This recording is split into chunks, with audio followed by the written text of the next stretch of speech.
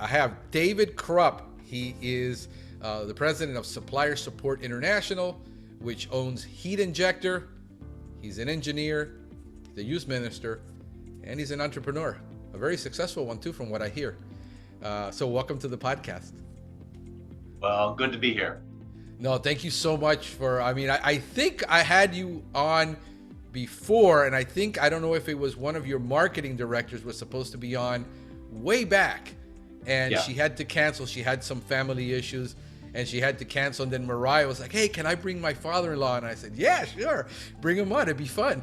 So I guess we'll do a dual podcast, because I do two of them. I do a Pestgeek podcast, which is for the pest control industry. And then I just started doing this one, the Godly Business Podcast, which has been like in prayer for like 2 years. And I've learned this year that I'm pulling triggers on everything God has put in my heart for the last, that I've been praying about. And I said, I don't care how much I pray about this, I'm just going to have to do it because there's no burning bushes coming my way.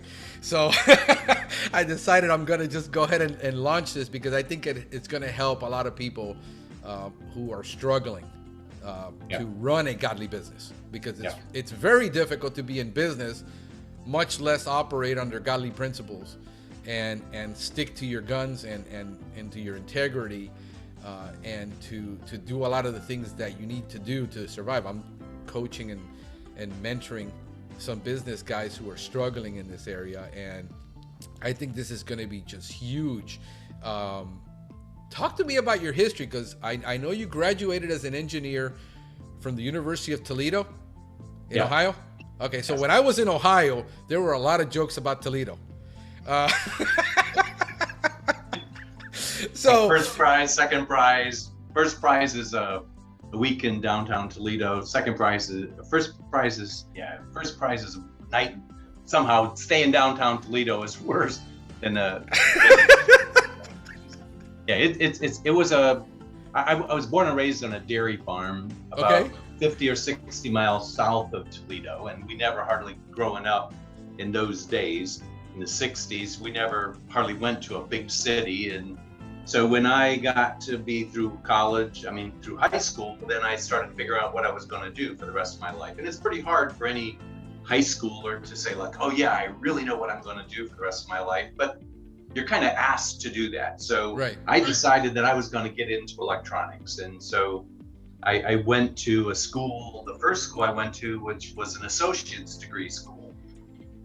I went there for, got my associate's degree, lived in the college dorms, which used to be an Army barracks, was really a low cost school, but I paid for it all by myself. And got out of there and started working for a company that made digital multimeters. So I started immediately getting into the whole trade and business about, high-end electronics, and we had digital to analog converters and all kinds of really neat things that if you were into electronics, it was kind of a big thing to do then. And then after that, my wife, she was back in Toledo. I moved about 70 miles away from Toledo, moved back to Toledo, and that's when I married my wife. And after we kind of got into that, I got a job there, started working for a while, and then I realized that once you're a technician, that's all you're ever going to be. You're going to be a really good technician, but you're never going to be an engineer. So here it is, I'm at the age of 23 or 24, and I'm kind of like top of my career path that I can keep doing this. And I see these other guys that are like my age now that they were still being technicians, and I'm going, this is not where I want, I've kind of like reached the top of my career path before I was even 30, and I'm going like, this is not where I want to go. So I started to go back to school for an engineering degree, and then had to kind of like restart almost, because engineering and technology doesn't always necessarily overlap.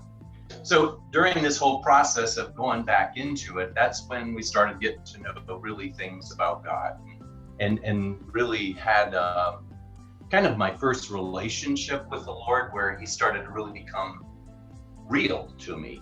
And during one of these times, I started to go back to school at night. And so I'm working during the day, going to school at night. And as you can imagine, it pretty much consumes your life when you're going to school and work. And we were married maybe about a year, and we lived out in this trailer way out away from Toledo. And one night when I was going home, I was just praying for the Lord and saying, like, Lord, what do you want me to do? You know, I mean, here it is. I'm going to go be an engineer. I'm doing this thing at work. I just got a promotion at work. I kind of transitioned. Well, I guess I was just moving up the ranks of being a technician at work and kind of going back to school, and they're paying for my school and that sort of thing. So I felt good about all those things. And I prayed and I asked the Lord, what do you want me to do? And I never had the Lord speak to me before, but here it is. I'm driving down this road on this dark night, and I can still remember where I was at. And the Lord just like spoke to me in the stillness of my heart, and I just knew it was him. And he said, love your wife. Well, I've only been married for a year, so I'm thinking like, that's not going to be a hard thing to do. And so I was about 15 minutes away from home. I walk in, and here it is, my wife, which we've been married, like I say, a year, maybe a year and a half. And she's sitting there and she's just crying. She's just weeping. And my wife doesn't even hardly ever cry. And I'm saying like, why are you crying? And she goes, I just love you so much. And I'm saying like, when did this come on? You know, I mean, why are you saying that to me? And she goes, I don't know, just about 10 or 15 minutes ago, I just started crying. I just started doing this, and I just love you so much. And I go, you aren't going to believe this, but about 10 or 15 minutes ago, that's when the Lord said that I was supposed to love you. And so at that point in time, we go like, wow, that was really kind of surprising. It was kind of a confirmation that what he just said was really true. And I'm saying like, wow, this is really something that a God can do that. And so here it is at work. This is in a bad economic time. I think I forget what year it was. It was in the 1990s. And so there was an economic turn. It was like 1990, I don't know, 85 or something, you know? And everything started, and my boss came over there and he goes like, man, in engineering, we were an overhead department. So they said, you know, they're going to let go a lot of you guys. And so I just had started there about 6 months before, and I just told everybody, I'm not going to get let go. The Lord gave me this job, and I believe I'm going to keep this job. And they're all saying like, hey kid, you're the youngest guy here. If anybody's going, it's going to be you, you know, like that kind of stuff. And, right. And yet I had a boldness of faith that says that the Lord gave me this job, and I want to keep it. And at the same time, the Lord there was another verse that was kind of special to me at that same time, that it says, seek ye first the kingdom of God and his righteousness, and all these things will be added to you. So remember how when you said like, how do you know how to run a business? You have to have it inside of you to run a business. If you're doing it based upon what you're looking at somebody else to do, and you don't have the iron on the inside of you to run the business, it's going to be a really hard thing for you to do. Because there's times when you don't know what to do, and you just have to say, I'm going to step out in faith. Yeah. And during this whole time, there was another thing that I went to this Christian retreat, because I'm starting this new business. I don't really know which way I'm going to go, and I don't know how I'm supposed to do it.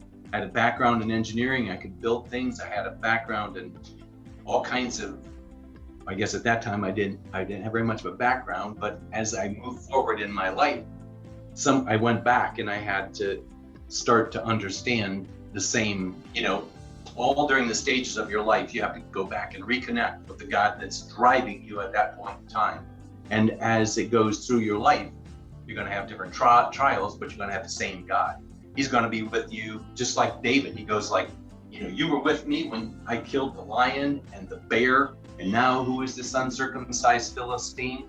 You know, and he had the same God that led him back then, and it was going to still lead him there. And he goes, that's the one that's going to be, you know, so when you're talking about Christian business, you better be rooted really well, because all the trials and all the struggles are all, it's kind of a life thing. So I'm going to jump back here. So we just got married, and this is kind of an important part of my life. And I had this really close relationship with the Lord. And then we had a child. And then I was born and raised a Catholic, and I kind of was becoming more of a non-denominational. It was a real problem for my family, for my wife. And at that point in time, in the 70s and 80s, not being a Catholic after you were a Catholic was a really big thing. And it was just, so it wasn't about God, it was more about the religion. And so my wife said, hey, it'll kill your mom if we don't get her baptized. So we went back to the Catholic Church. And it's nothing about them, but it's just the fact that I went from being driven from the inside to being driven from the outside. And when I started just being driven by the outside, now I had to just do the rules. And it really made my whole relationship with Christ just become really cold. Right. And this is the prayer I remember saying one day when I was going to work. I said, Lord, help me to want you, because I don't want to want you. And that was my prayer. That was as good as I could do. And it was just about that holy, and that was what I remember. I got out of my car and I went into work. Within 6 months, everything in my life blew up. This woman that said that she loved me so dearly, she started to have infatuations for another guy. And so my whole life, everything that I was working for, everything, my son, we just had he's like 1 or 2 years old now. And I'm saying like, wow, everything that I had just went up in smoke overnight. And I still didn't have a real connection with Christ yet. But I had this sign on the back of my car that I still put on there, and it says, why worry, tell it to Jesus. So about a week later, I remember I was driving to school with one of my friends, and I go like, wow, I'm starting to really feel good. And he goes like, well, what have you been taking? And because he knew of my whole situation and that sort of thing. And so I just knew that night I was going to meet Jesus that I hadn't met for a while. I went to this class, I came back out, and I was walking across the parking lot. And as I'm walking across the parking lot, I remember it was like my best friend was in the car. And he was waiting for me. And as soon as I got in there, he just, boom, took all these burdens away from me instantaneously. And just, dropped his spirit inside of me. And he changed me. And that prayer that I said, help me to want you, that I never wanted to want you,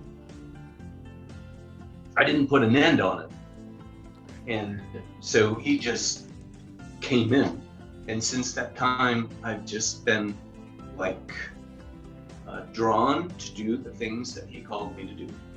And so during that time, my wife still was in this, you wake up from something like that and you go like, wow, my wife still was on a running away, and that kind of stuff. And so I had to it says, seek ye first the kingdom of God and his righteousness. So what did I have to do? I couldn't look at the problem. I had to look at him. It's just like when you're walking on the water, Jesus said, walk on the water. And as soon as you started to look at the winds and waves, you started to sink. And for years, I had to learn that don't look at the wind and the water, look to the truth. And during this time, he gave me truth. And one of them is like in Psalm 128, and different parts of scripture really just mean something to you. And one time I was reading this, and it says, blessed is the man that fears the Lord, that walks in his ways. Happy shall that man be.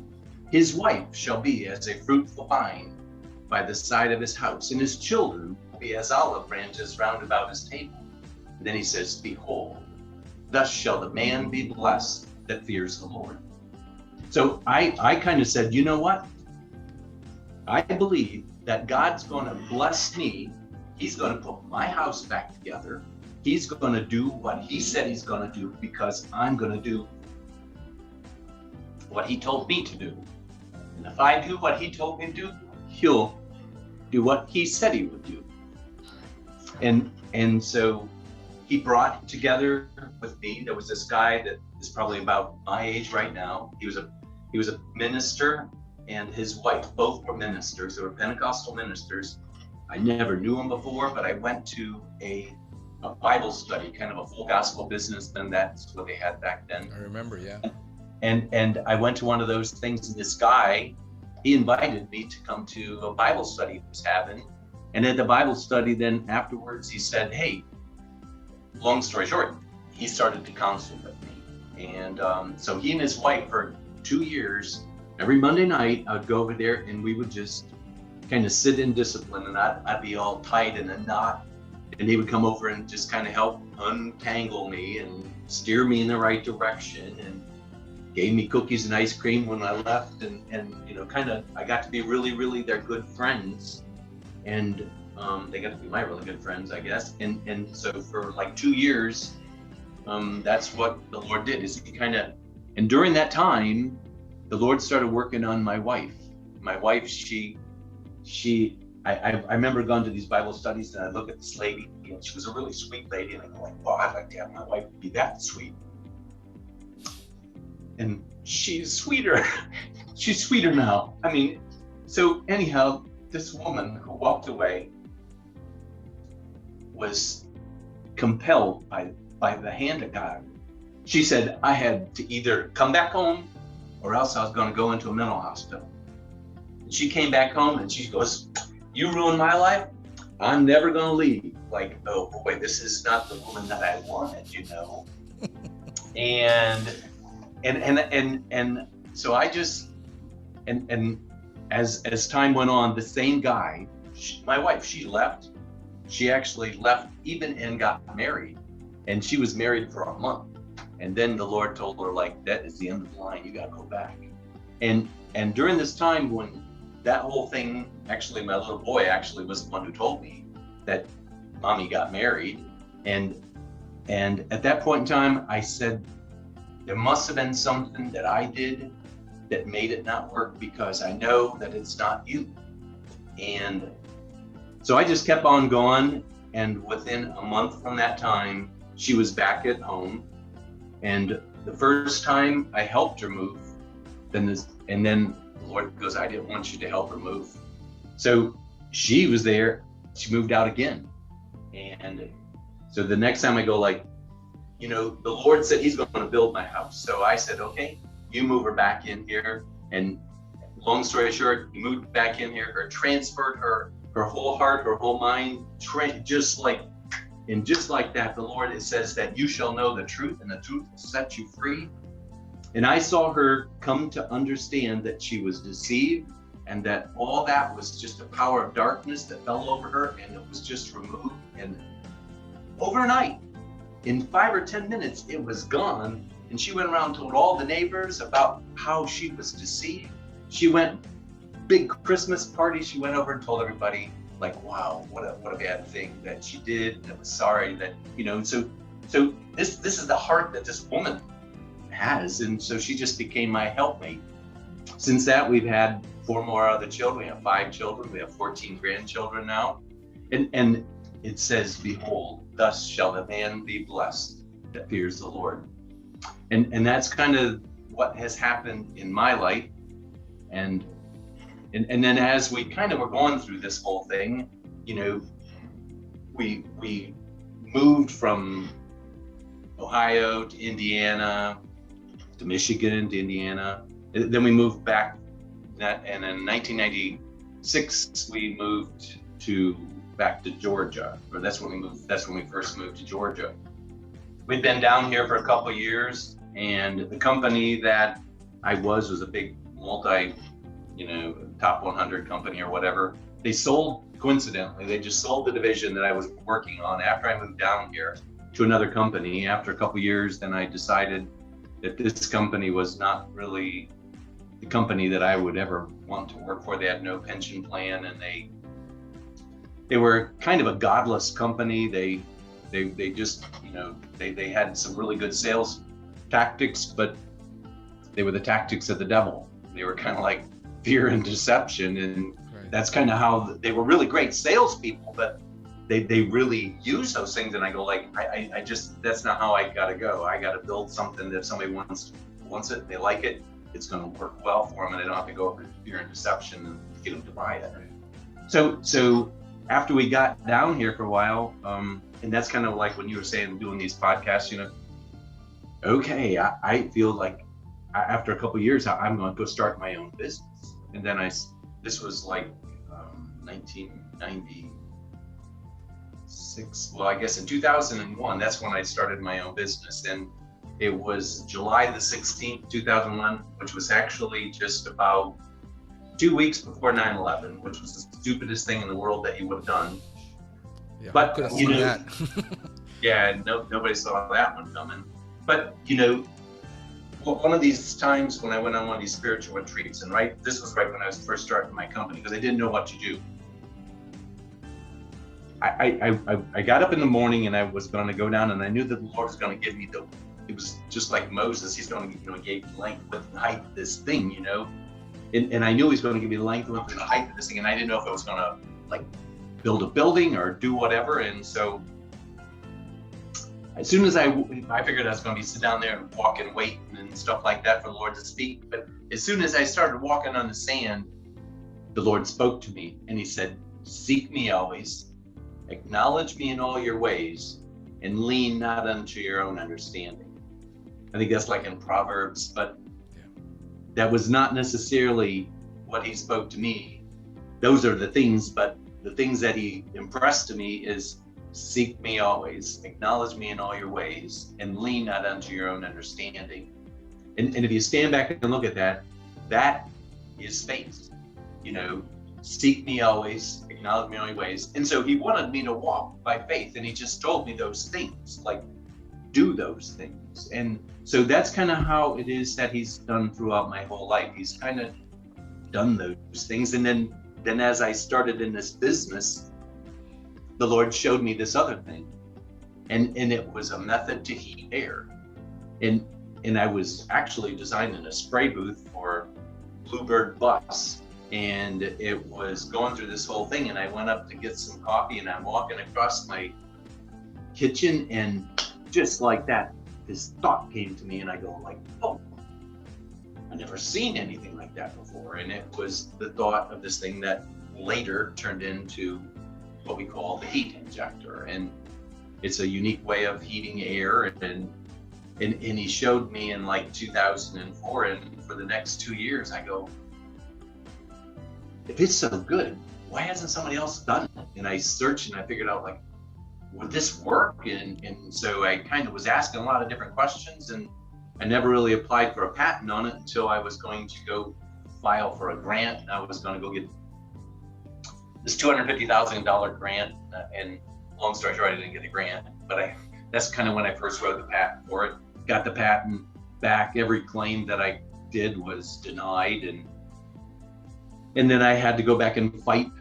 They compared it to a grain dryer. They compared it to all these different things because they never seen anything like this before. And then after it's all said and done, we were granted our first patent in 2007. And then my son Kevin, who was my youngest child, he started working with me. And then about 2015, 13, 14, 15, that's when we started designing one of these things for the pest control community. And the first one we designed wasn't really where they were, so we kind of we're about our fifth design now, and so now we made it modular, and that was kind of something that Kevin kind of grew up on when he was going through college for his industrial controls thing. That's kind of when we were designing this thing, and so we kind of designed it.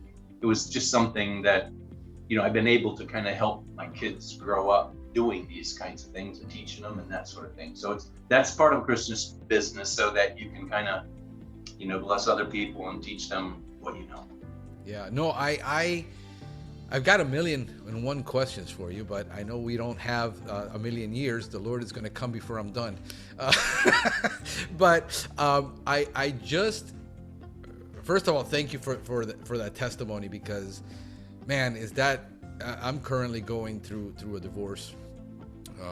It's been a 3-year back and forth. I went through something similar to what you went through, and it's, I'm still praying to God for healing for her, because I know she needs it, and that is an enormous. I know a couple of guys that are going through it right now. People are just there's a hurting world out there, and I see so many men and women just confused about what they want in life. Yeah. It comes down to what they don't know what they want, and they don't know why they want it or don't want it. And once they have something, the reality of what a lot of things are in life, like marriage, business, sets in, that it's hard work. That a lot of people sign up for a wedding and they realize that there's a marriage. Yeah. They make huge plans for weddings, but they don't make any plans for marriage, because a lot of households and these days have not seen a traditional family. Yeah. It's been tough for a lot of people, especially a lot of women who don't have relationship with their fathers.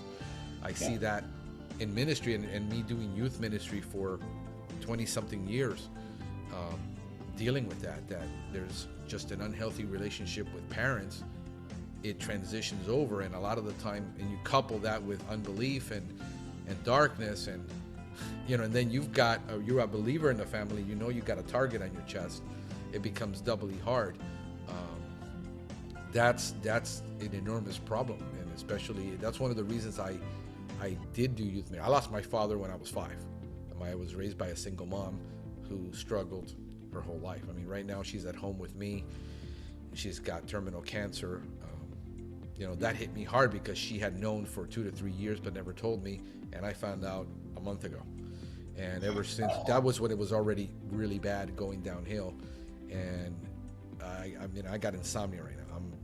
I'm dealing with that because anytime I get hit with something really difficult, like this, personal. Yeah, so the nurse is here to take a look at her every morning and making sure how she's doing. Oh, okay. But that's been, you got the separation for, we've been back and forth for 3 years. Then you got COVID hit in our business, took the proverbial downslide, and dealing with the employees and, and then now my mom. It's been, if it wouldn't have been for my faith in Christ, I don't know what I would have done.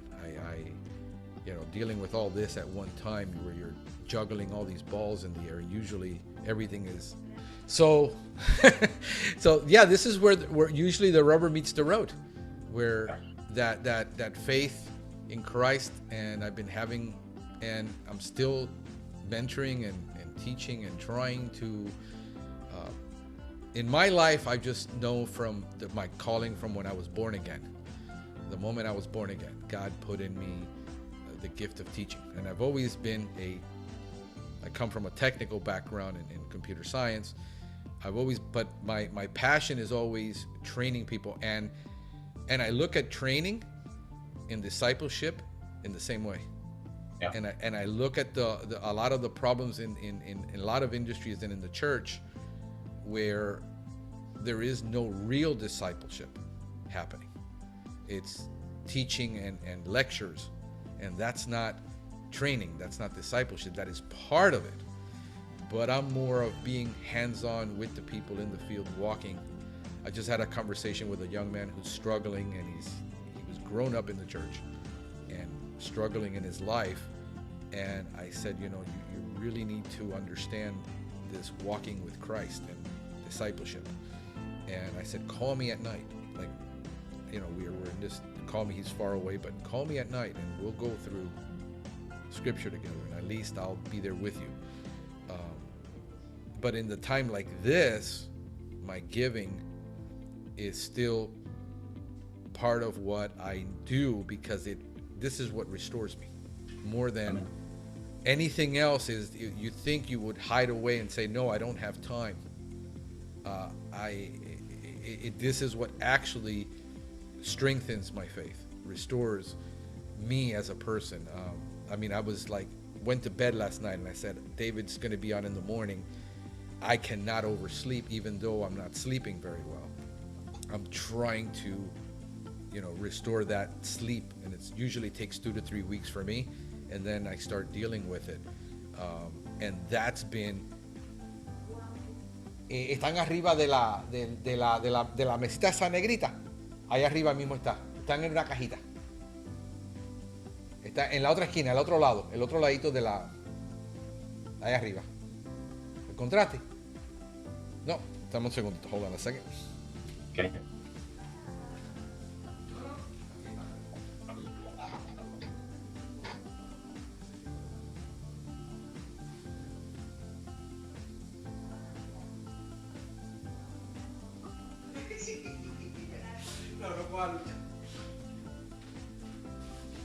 Yeah, we have a new nurse that isn't familiar with where we got everything, and she's kind of lost trying to figure out where we put all the supplies and everything, because I had to turn my kids' room, one of the kids' room, into a temporary hospital room, so it's full of equipment. And so to me, that, you know, it is what Paul said about Jesus is more blessed to give than to receive. For decades, that's just been in me, that in the time when you can least give, whether it's money, your time, your mind, your words, you always have something to give. Amen. That you're never in lack. You know, I am a firm believer that Jesus says, you know, I supply all of your needs according to my riches and glory in Christ. So the emotional need, the physical need, the spiritual need, that's where, you know, that I know that God supplies so that I can give, even in the midst of. So lately, God has, you know, in the last year, the fruit of the Spirit, and, you know, faith and hope and love and gentleness and meekness, self-control. It's something that can't be faked, and you have it or you don't. And it can't be faked. You can't manufacture it. It isn't, like you said, the religion, the external versus the internal that flows out of you. And I think that, and I'm dealing with that and everything that I'm going through, and at the end of the day, God is showing me that fruit more abundant. You know, the faith by trial, the faith by tribulation. A lot of people think they miss it. I'm talking to a lot of brothers who says, I feel like throwing in the towel. I got people starting business this year. You know, I started mine in 2009 when that economy took a dump. I never saw God not provide. You know, it's just an incredible amount of stuff. But at the end of the day, you know, and I just, you know, I was ministering to trying to minister to my former associate pastor at the church that closed down, and he was left without a job at 60-something years old. He's afraid of COVID. He's afraid right now of everything. I says, you know, I'm giving him some of his old tapes, like, you know, remember when you preached this? The shoe's on the other foot now. This is where you walk in faith. And this is the real stuff. I hate it with a lot of the entrepreneurial garbage that's out there, where everything is, if you buy my program, if you do this, if you do that, this is real life. This is, you got a business, you got a family. My kids are dealing with it. I got an 11 and a 6-year-old that is dealing with the loss of grandma and the separation, and we're balancing all this in real life. I mean, it's a lot for a lot of families, and the only thing I know is my faith in Christ. I don't know anything else. I'm not that smart. You know, I'm not brilliant to figure a lot of things out. I have to just walk by faith, and just that, you know, those are key verses, by the way, that you put out there. You know, seek first the kingdom of God and His righteousness, and all these things will be added onto you. Man, what does that keep on? And you know, the part right before there, it says that, you know, all the things that businesses try to do is they try to teach you how to focus, and it's all mental.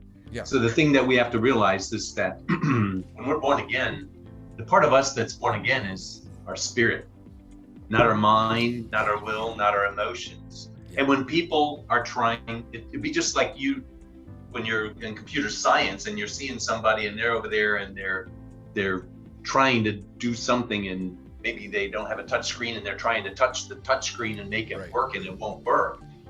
And you say, like, that's really folly for them to be doing that. That's not going to work. They can't erase it off of the screen, you know, whatever. You have to understand how it works before you can ever figure out how it is. And so here it is, our life. We have to figure out how God made us. If we think that he made us this way, but he really made us this way, and we're trying to work on it this way, it isn't going to work. It says to be carnally minded is death. Yeah. To be spiritually minded is life and peace. So don't be carnally minded. When I was going to do something, like here it is, I had this corporate job, making a lot of money, 5 or 6 weeks vacation. And I decided that I was going to go start my own business doing something that I didn't even really know. And I said, if the only thing that's stopping me is fear, then I'm going to go. Because fear is always going to be there, and it's always going to. So if the Lord prompts you to do something and the only thing that's stopping you is fear, you know, there's always wisdom and godly counsel and like make sure you know what you're going to do. But sometimes there's going to be times when, like Peter, they said, hey, walk, come, you know, and there was water. Maybe the dude didn't even know how to swim. I mean, that kind of would have been a big deal for him, you know, to just go out there and walk on the water. But he tells us to do that. And then there's another part that says, count it all joy when you fall into these diverse things, because, you know, all these things that happened with me and my wife. And then when I got into my other business, I just started, I had a $250,000 job in Dubai, and that's when the whole house of cards fell, you know, and that kind of stuff. And so, you know, I had a 401k that I was living off of, but it went from 1,400 down to 8,800. And then this big $90,000 deposit that they had given me for this big job was canceled. Then I had to give them $90,000 back. And the only way I could get it, because I'd already started living off of it and that sort of thing, and I had to take it out of my 401k, and then I wasn't 59 and a half yet, so I had to pay a 10% tax penalty on top of it. And so here it is, what I thought was a little bit of security was all gone. And so here it is, I had the same wife that came back and grew up. You know, I had to just hug her and say, like, I don't know where we're going to go, but I know the Lord's going to take care of us. You know, and that there's times that you just have to do that. And I was able to sleep at night, and I was able to, you know, as a matter of fact, when I first got off on this journey, I would wake up in the morning in a cold sweat, because I thought, like, what did you do? And there was like a power of darkness that was right there waiting for me to wake up. And as soon as my consciousness started to come alive, so to speak, he was just right there, and he was on me just like that. And I just let anxiety come in. And then I prayed, and I just asked the Lord, I said, Lord, I don't want that anymore. I want you to take that away from me. I want you to protect me from that. And you know what? It never happened again. He kind of is like, where there is light, there is no darkness. And when the darkness comes in, invite the light in. And he is so real. I'm going to tell you another, but when I was growing up, I smoked cigarettes. I tried to quit smoking cigarettes. I tried. Went to smoking withdrawal clinics. I did everything. And then the Lord spoke to me one time, and he said, look to me, and you'll neither have the temptation nor the desire. And I go, whoa, this is the same God that spoke to me before. And I go like, whoa. Look to me, and you'll neither have the temptation nor the desire. And I go, I can handle that. I've never desired to eat dirt. I guess I could do that. You know, if you look to me, you'll neither have the temptation. So I got up the next morning, and I just trusted him. I went all day. I didn't even think about a cigarette. At the end of the day, the guy that I was working with, guess what? He wasn't even a Christian. And you know what? He decided that day that he was going to quit smoking cigarettes, and he didn't even come to work. He didn't even know anything about this thing that I just prayed the night before, and the thing that the Lord told me. And he goes, he quit smoking that same day, and I didn't even tell him. But the Lord told me, you know, look to me, and you'll neither have the temptation nor desire. 20 years later, my friend, he had the same problem. I told him, he did the same thing. He woke up the next morning. He goes, every morning when I got up in the morning, as soon as my feet, I'd light up a cigarette. He said the next morning he got up, went through his thing. He was in the shower, and he realized that he didn't even have a cigarette. He started to bawl, and he had not had a cigarette since then. So this is how real God is. He wants us to feed those people who are hungry and thirsty. The people that are not hungry and thirsty, they don't want to hear. They can't hear. You know, and so therefore we have to pray that the Holy Spirit puts a hunger and a thirst in their lives. And then the Lord says, out of the innermost parts shall flow rivers of living water. And that's what they really want. And the world's not going to find it. And, you know, it says to be carnally minded is death. You don't notice it right away, but it's just like a bug that has got poison. It's a dead man walking, you know. That's not going to be, it's like throwing your canoe in the wrong river. That's not going to, you're going to never get there. And not until you realize you got to walk in the spirit and not in the flesh. And learning how to walk in the spirit and understanding what the spirit part of you is really part of being what a Christian is. And that spirit is the one that's going to guide you when you run your business, or when you interface with your wife or your children or whatever. And it's going to be, it has to be the center spine of your life. Yeah, so I'm having these conversations with business people who are really struggling to do the right thing, because, you know, it's easy sometimes to do a lot of things to make the easy money, and they're compromising, and I'm dealing with this all the time, where they're compromising their morals. And I just asked them yesterday a point blank question. I says, is what you're doing in that situation legal, moral, and ethical? And it says, well, it depends how you look at it. I says, no, it's a very simple question. Is it legal, moral, and ethical? And then he just says, no. And it says, then that settles it. There's no reason why you need to do it. And it says, I know. And those are the carnal decisions that, this is what I've used in business. I heard a godly man tell me this, and I can't remember who it was, 20 years ago. It says, every decision you got to make biblically is it legal, moral? Because a lot of things are legal, but they're not moral and ethical. And a lot of things are moral, but they're illegal. And you got to have that, you know, when Paul tells, he says, you know, Jesus says, you know, the Roman does not carry the sword in vain, but they're there to punish lawbreakers. It says, when Jesus was asked about paying taxes, was it right to pay taxes? He didn't say no. He said, yeah, look, whose coin is it? So when you're looking at all these businesses, God, you know, Jesus had a whole lot to do about business and ethics and morals, and making those decisions, the right thing to do when you got to swallow hard and pull that trigger and make that decision. Says, no, I know it's easy money.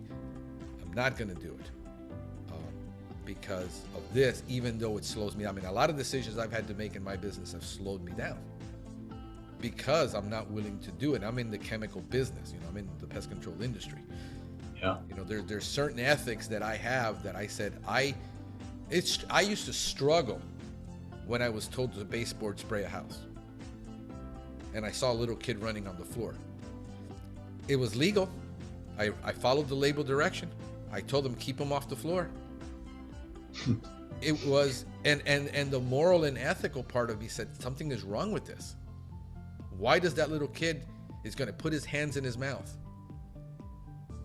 And most of the people I talked to says, well, if you follow label directions, I'm not the moral compass for my customer.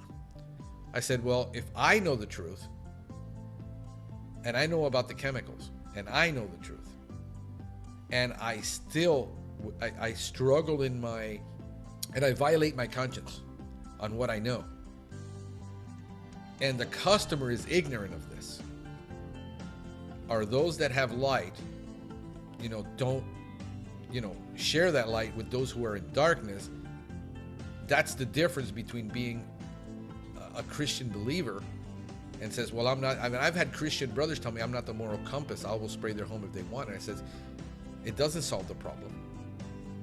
It's not good, but it's legal, you know, and it's acceptable in the industry. To me, that was always wrong. I battled to find a way not to have to do that early on. And then when I was told that the chemicals I was using on top of that were illegal, because the company I worked for did not care.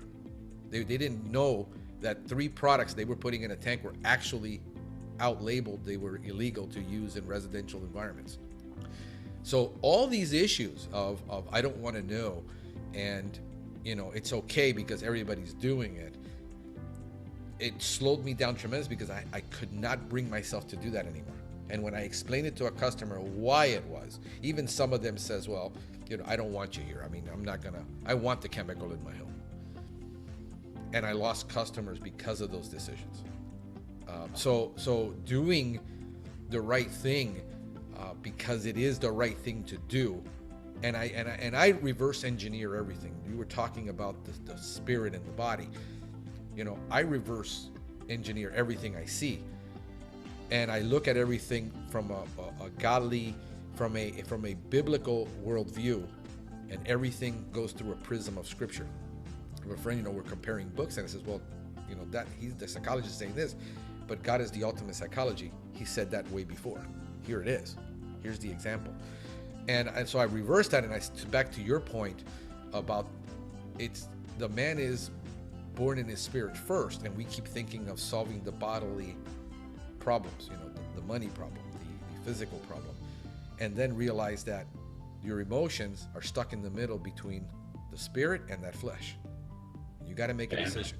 You got to make that decision, because the spirit, it says it's the fruit of the spirit. It doesn't say it's the fruit of the soul or the fruit of the flesh. It's of the spirit. It is spirit bred in you. And I look at that verse that just decades ago, it says, don't grieve the Holy Spirit that you were sealed with for the day of redemption. Every time we do something that violates that spirit, puts a wedge between us and God. And he looks at our heart. He looks at our heart, and he's looking at that. He's not looking at the exterior. I mean, he can make anything happen. And he's dealing with that character of God formed in you, that Holy Spirit. The fruit of the Spirit is just the character of God formed in you. And that's what he really, Jesus talked about, you bear much fruit. And Paul says, I want you to bear fruit. And everybody keeps thinking it's about something tangible, when it's about that God being formed in you through the Holy Spirit. And when we reverse engineering, we start looking at what you really have is a spirit problem, not a flesh problem and not a soul problem. You're renewed by the renewing of your mind. Yeah. And that puts those two together, that spirit, and then you start being a complete man. A lot of the times where everybody's just going at it from the intellectual. And for an engineer who looks at fact and fact and truths and absolutes, and we're dealing with the spiritual part. I mean, I think God has to, I'm kind of like I'm a pretty much an extrovert. I'm really extroverted. As an engineer, do you see yourself as middle or introverted or extroverted? As a person. As a person, I probably am much more of an introvert. Yeah. But when I'm on a path, once an introvert figures something out, then they want to tell everybody about how it works. And I think that's kind of what the scriptures are all about. The Lord wants to go off on the inside of us to the point where that's where, when we have all these trials and tribulations and all that sort of thing, God was called like a silversmith. And you are precious. He bought you, he paid for you with a price. But we got dross in our life. Dross means impurities, things that you don't even know why you're thinking the way you're thinking. Like maybe you were raised poor and you never want to be poor again, so you kind of got that thing over there, and you're going to always, that's going to be my always thing that I'm always going to keep it. And he goes, lay it down. I will cause you to be rich. I will cause you, and whatever the thing is that we are holding on to, he just wants to let go. He wants to, and so therefore the silversmith continues to put it in the fire.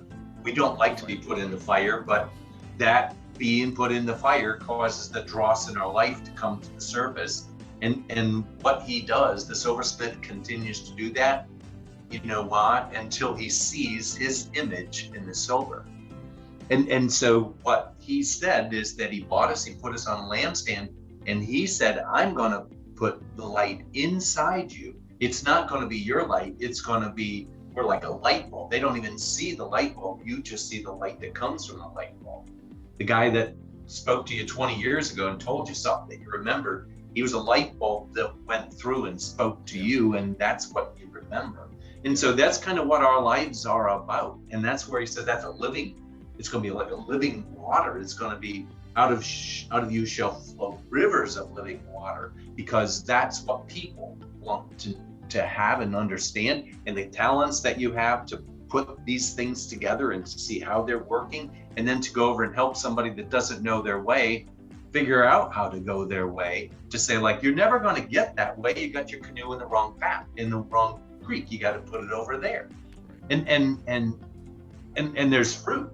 On this one, it says that you will produce love, joy, peace, goodness, gentleness, and it's just going to come out of you. On the other side, if you try to do this thing, it says these are the fruit: envy, murder, hatred, strife.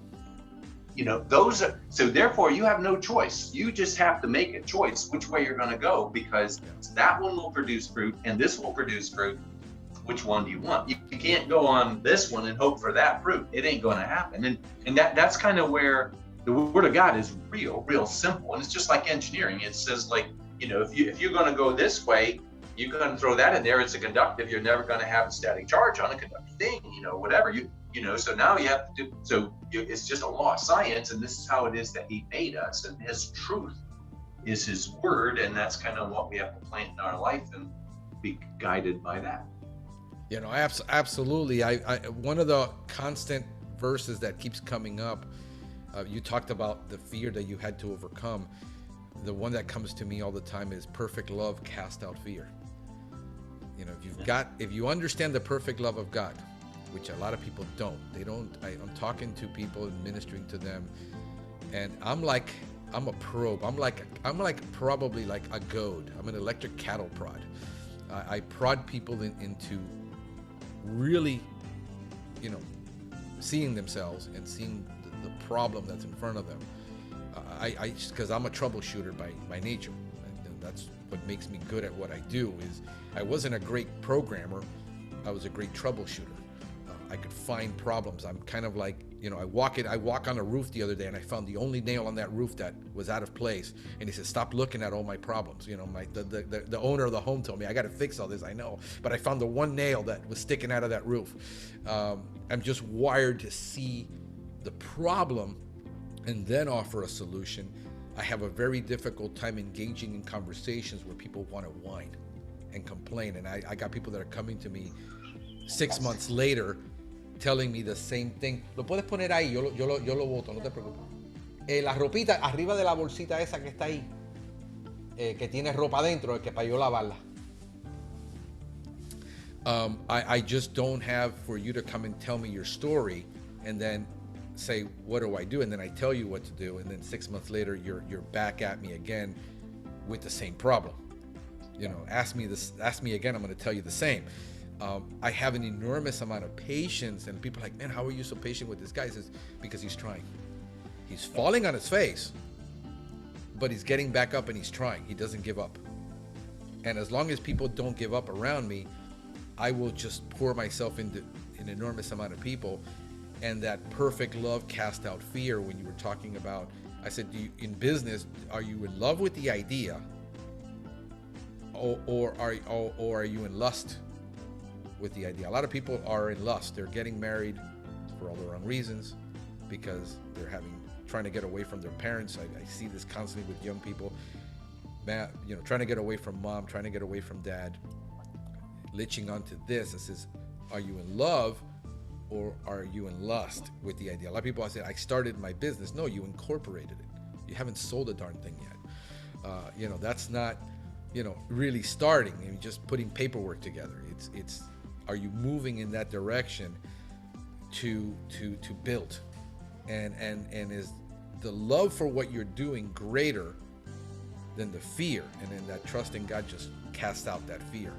Because a lot of guys, I mean, I'm talking to my buddy who is my business partner now in ventures. He's my editor. He produces this show. he's my age. It took him 49 years to have the courage to walk out and start up at 40 something. So the whole idea is, when you were talking about the starting up process, because obviously you're pretty successful. I mean, you're putting out, but most people don't understand, some heat system. They think it's just a heat system for killing bed bugs, but you engineer humongous systems for buildings to heat industrial buildings and plants. And this is not a little operation that you just start tinkering with and making these little. How did you go from being, because of an introvert, being an engineer, and getting involved in the selling part of what you believed? Because you had to be a salesman to get the idea sold, to get this thing sold. This wasn't something that wasn't even done yet. The Lord's with you through the whole process. The Right. Lord wants to. It's interesting, and that is that a lot of times when you have a key, you don't know where the lock is at. You don't know what, so you just have the key, and the Lord shows you the lock, and then now you stick it in. Right. And that is that when I was first doing this, I wrote the patent, and I never even built this thing. So when I was first building this thing that I got a patent on in 2007, the company that I was working with, because you had to get like enough gas supply in order to be able to burn this, million BTU burner and stuff like that, and you just can't get it at your house. So I went to my friend who used to work with me, who actually, when I decided to leave, he decided to leave the same day. I didn't know he was going to leave. He didn't know I was going to leave, but he decided he was going to leave the same day. 3 or 4 years later now, he's working at this other company, and he's the only guy that I knew that had that kind of gas supply. So we went over there and built this first prototype. One of my sons and I went over and did this. And when we were doing this, one of the guys that they got a job for some kind of a request for a spray booth, and they said, "Will this work for that?" And I said, "Well, yeah, that's kind of why I designed it." So it was not even me going over and trying to reach over and connect the dots.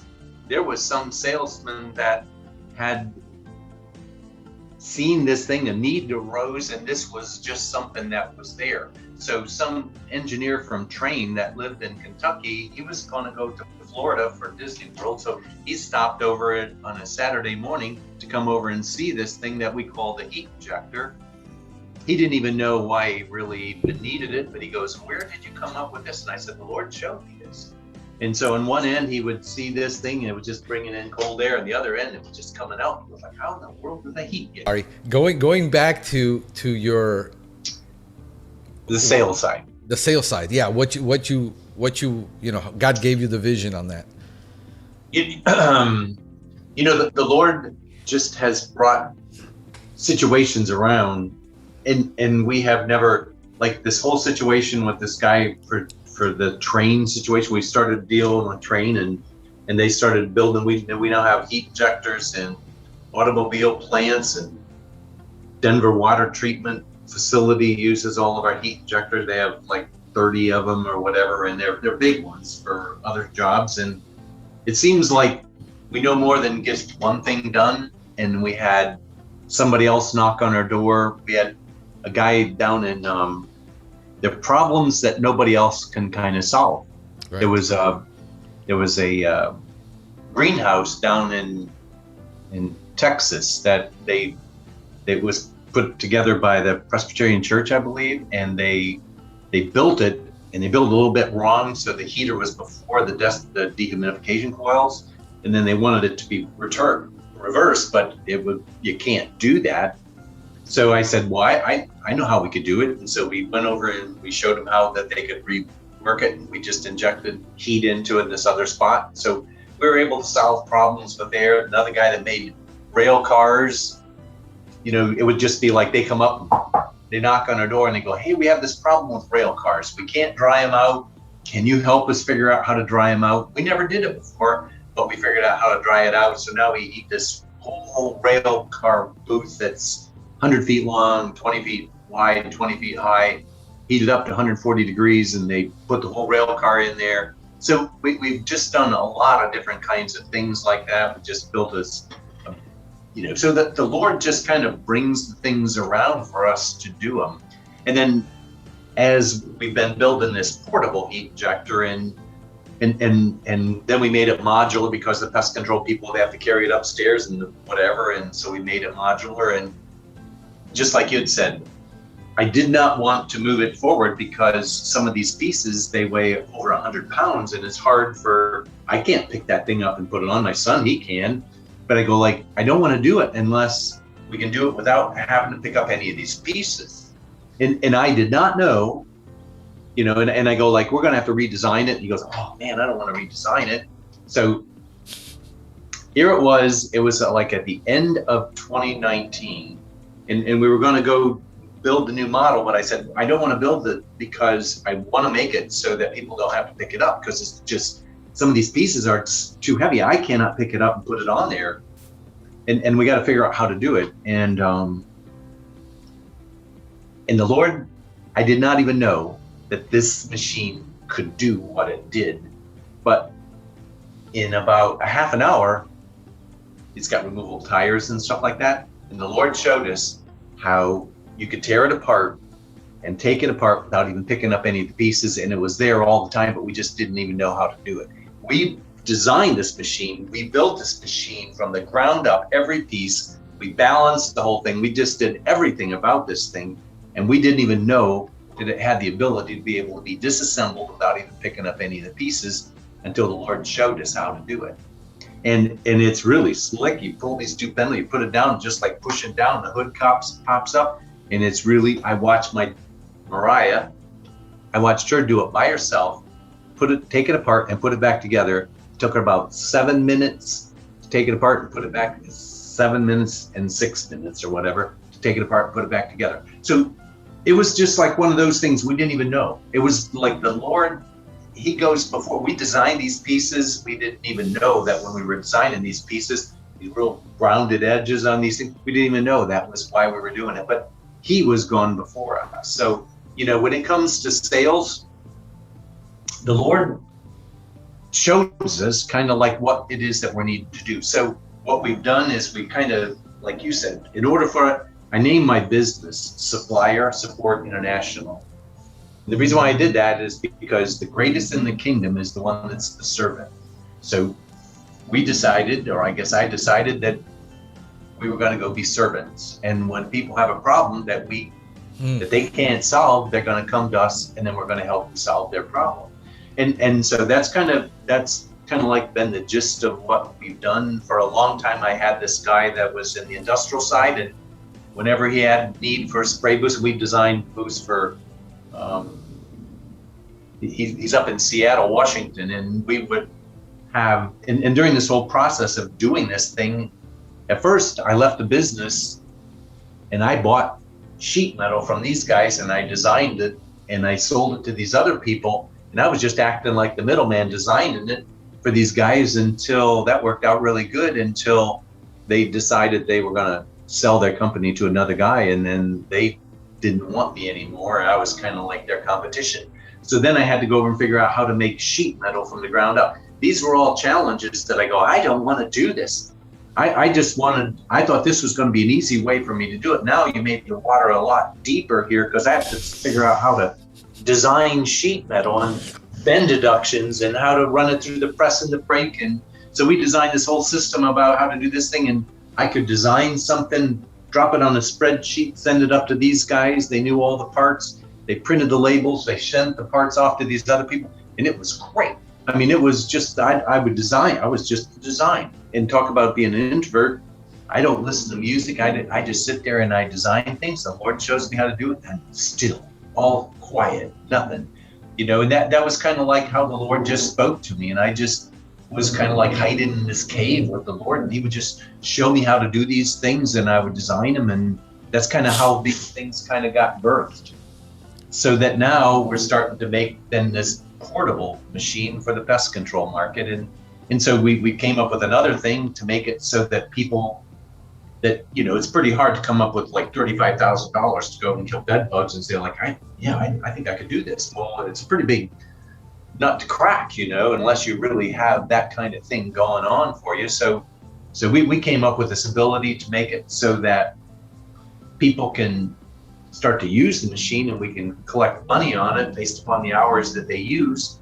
So we actually have developed this capability on a machine that we can cellular communicate to it. When it turns on, we know the hours. Wow.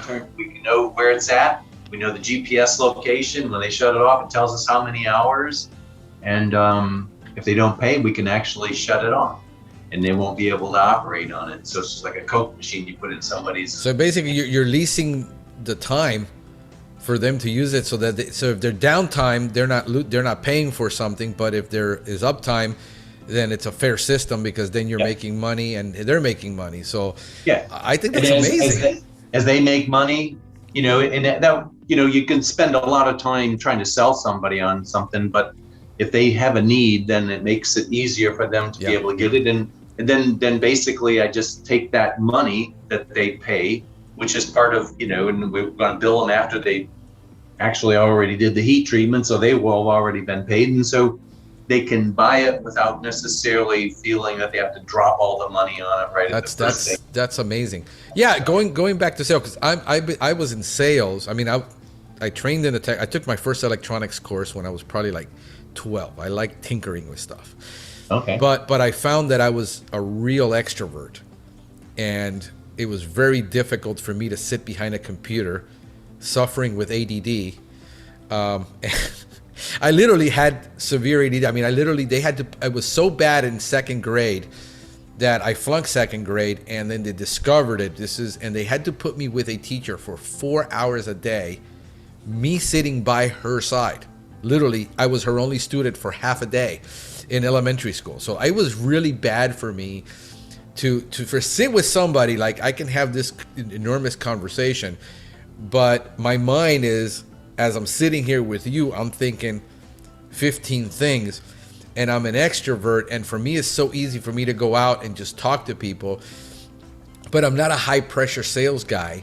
I'm not one of those pressure closers. I'm more of a consultative, because I'm kind of a mix between that technical engineering and sales, and I'm a mix between the two. I'm like, sometimes I'm like, there's Dr. Frischman. I don't know if you're familiar with Dr. Frischman. He's an entomologist, but he's also an environmental engineer. And he says there's always this mind, like Dr. Jekyll and Mr. Hyde, where I want to kill everything and then I want to protect everything. And it's funny to be in that situation where a lot of the guys that are in in pest control are not introverted. I mean, they're not extroverted. They're mostly middle to introverted. And sales for them, it is frightening, because they're not marketers, they're not salespeople. They're technicians that all they want to do is their job, and literally most of the time be left alone. That's the typical technician. So that's why I asked the question, how do you go from being an engineer? Because I got several friends. One of my mentors was an engineer. He was a biological engineer, a chemical engineer, an electrical engineer. And he says, I'm an introvert, and he has to do consulting. And he sold consulting in his business when he went solo. He builds oil refineries for food processing, for oil, for soybean oil and all that, and extractors and all that. And we used to have these conversations all the time, because the man was just brilliant. And I always found it funny that people think you have to be an extrovert to be a business person. And only extroverts are business people. But I find that middle of the road guy to introvert is usually more successful. I think there is the entrepreneurial myth of people throwing stuff out there, because you see me talking all the time. I'm on a podcast. I'm always talking to somebody, and I'm a social butterfly. And for me, but I'm always coming up with harebrained ideas. It's just constantly. And it's almost like a blessing and a curse at the same time, because I got to learn to slow that down. So that's one of the reasons I ask, is it's very difficult. But I want people to know that I'm doing a lot of sales coaching right now on that area of creating a great concept and learning to sell the solution. versus what you did was you came up with these solutions. People came knocking at your door, and you were able to show them the solution. And I think it's more important to show people the solution. Yeah. And say, because a lot of the guys are working for companies who are becoming very aggressive right now. Everything is about an upsell. Sell the client something else across the line, whether they need it or not. And I've always been against that as a salesperson. Always. I mean, I fought it tooth and nail. I says, I offered it. They really don't have a need because I'm a consultative salesperson. I try to find out, going back to your original about the way you named your company, you know, supplier support, about being a servant. Yeah. And I must, you know, I just firmly believe that, you know, in that you're a servant of all people. Nobody's above you, nobody's beneath you. You just have that heart to serve people, which is why we're trying to give away $100,000 worth of pest control this year, which I can't give away to save my life right now. Nobody will take it. I'm just hoping somebody takes me up on my offer. But God put that in my heart several years ago, and and then do I say anything about it? And this is where I struggle. Do I let my left hand know what my right hand is doing? Because then it comes across like I'm just being a marketer. Versus I'm trying behind the scenes to do this.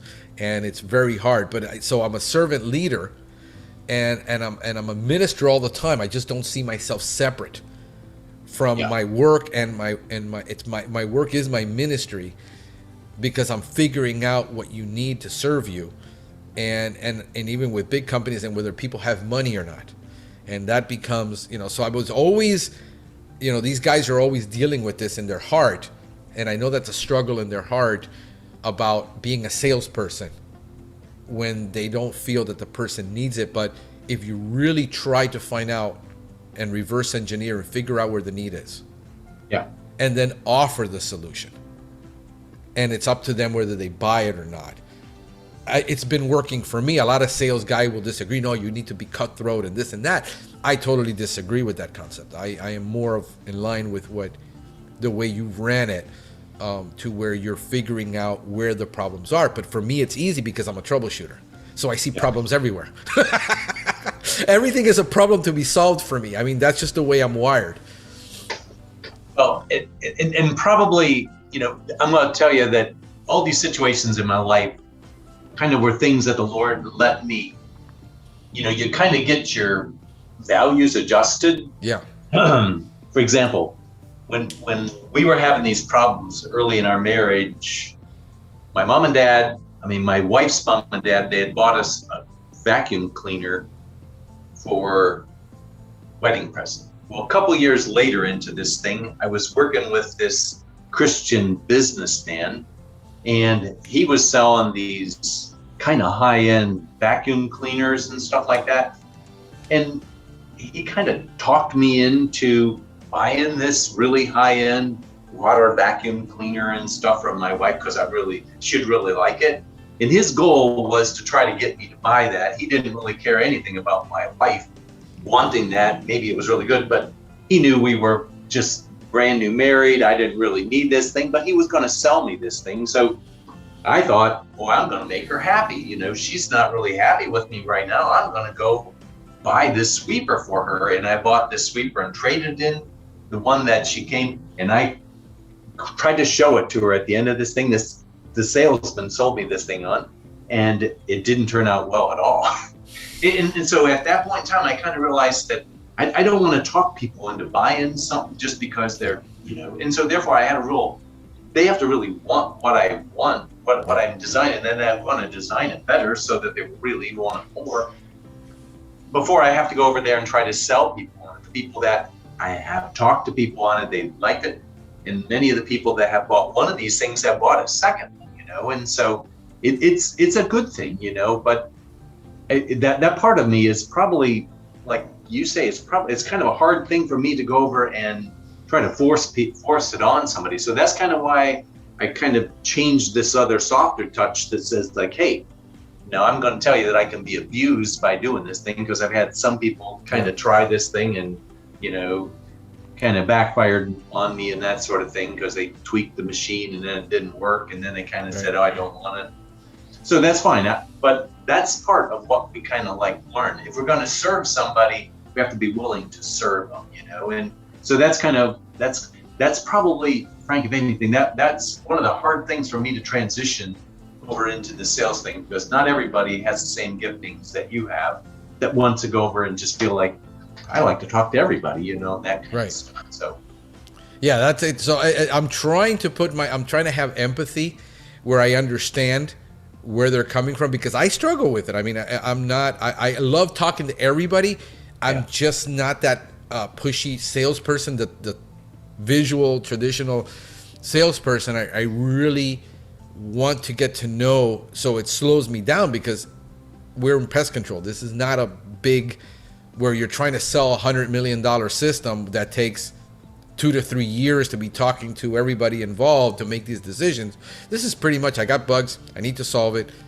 If what you're offering me works, and I've learned that, and I'm even testing right now where I'm automating a lot of our sales process to where we're going more to a sales funnel and saying, here's our video. This is why I'm so passionate about doing videos and doing podcasts, because since I'm not a hard closer, I don't want to convince the unconvincible.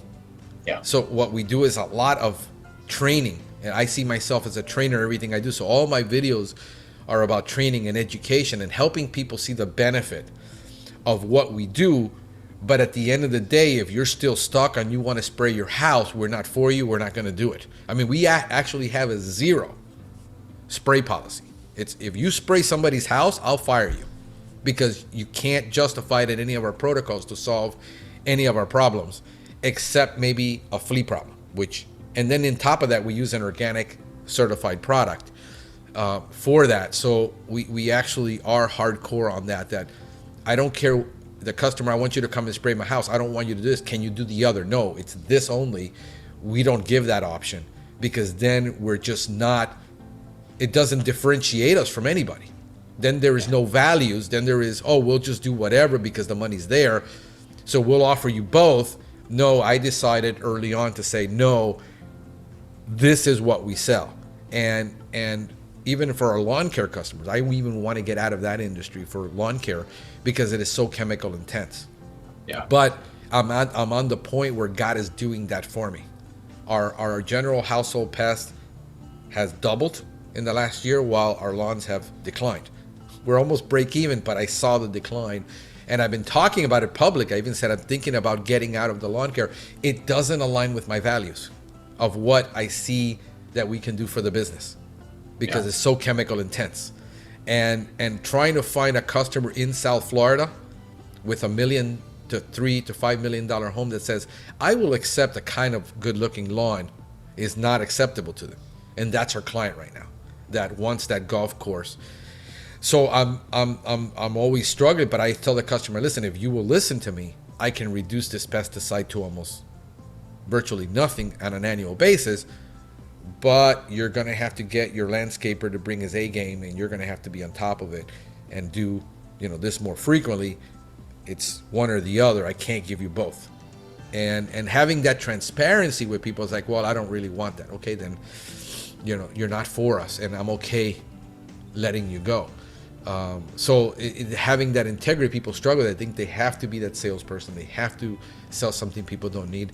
And yes, you can have integrity. Yes, you can consult people, but you got to become a good troubleshooter and a consultant and genuinely care for what their need is. And a lot of the time what I do is so labor intense, we can't compete against the guy that's coming in for 5 minutes, because we're going to, on initial service, the guys are spending 15 minutes. We're spending an hour to an hour and a half. And to make sure that we don't contaminate. So that's our whole thing, is that we give every house the same level of service that we would if we were in a hospital, if we were in a surgical facility. We give you that same quality. We took it from that industry and said, let's create a business that we can apply to the home. We just reversed engineered and said, how can we get that level of service? And we just have to do it. It isn't like we're going to transition into it. So I shut the old company down, rebranded it, started a brand new company with that brand, so that we could actually do this. And talk about swallowing hard, where I had to get rid of the maintenance part, and we did fences and we did painting, and we had a property service company, and to say, no, we're only going to do pest control, but that was the right thing to do. Yeah. And for me to say, I'm going to stay in my lane, I'm going to do this, I know do this well. And everybody told me in the industry, you're crazy. Nobody's going to buy it. It isn't going to happen. The people in the industry, I had PhDs in this industry tell me it couldn't be done. I had suppliers tell me it couldn't be done. I was doing conferences and suppliers were saying I was nuts. And just that belief and that passion for what I knew could be was more, and that trust in God to saying I'm doing the right thing. And I'm doing the right thing, and I'm trying to teach now other people how to do this. I got people now going, I want to do what you do, but it took me 6 years of evangelizing.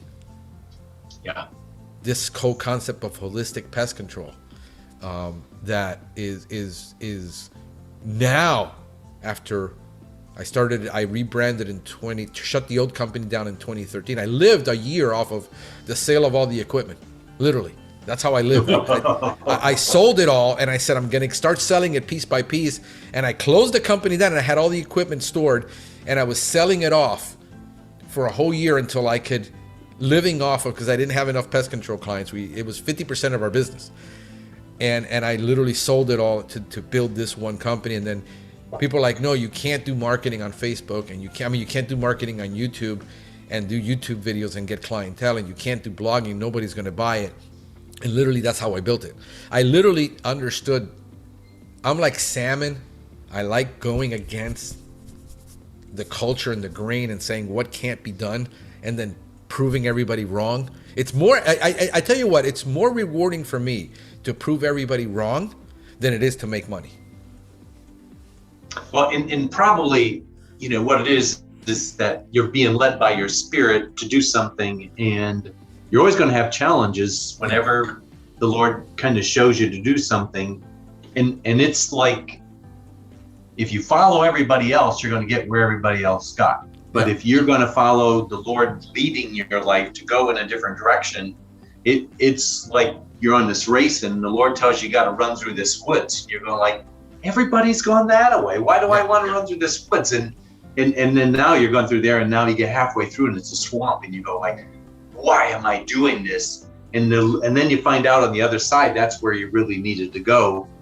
And it had nothing to do with that race. He just needed to have you get through that woods to get to where you needed to go. So, that's kind of why when you were talking way back, what drives you as an entrepreneur, it has to be that inner thing that says like, I'm not going to be persuaded by what everybody says. And they're only going to know what they know. They don't know what they don't know. And so therefore, when the Lord shows you to do something, you just got to stay humble and say like, if you're showing me to do this, then I'm going to go there. I'm sure that a lot of people didn't think David should fight that Philistine because he didn't. Who are you? Everybody thought he shouldn't.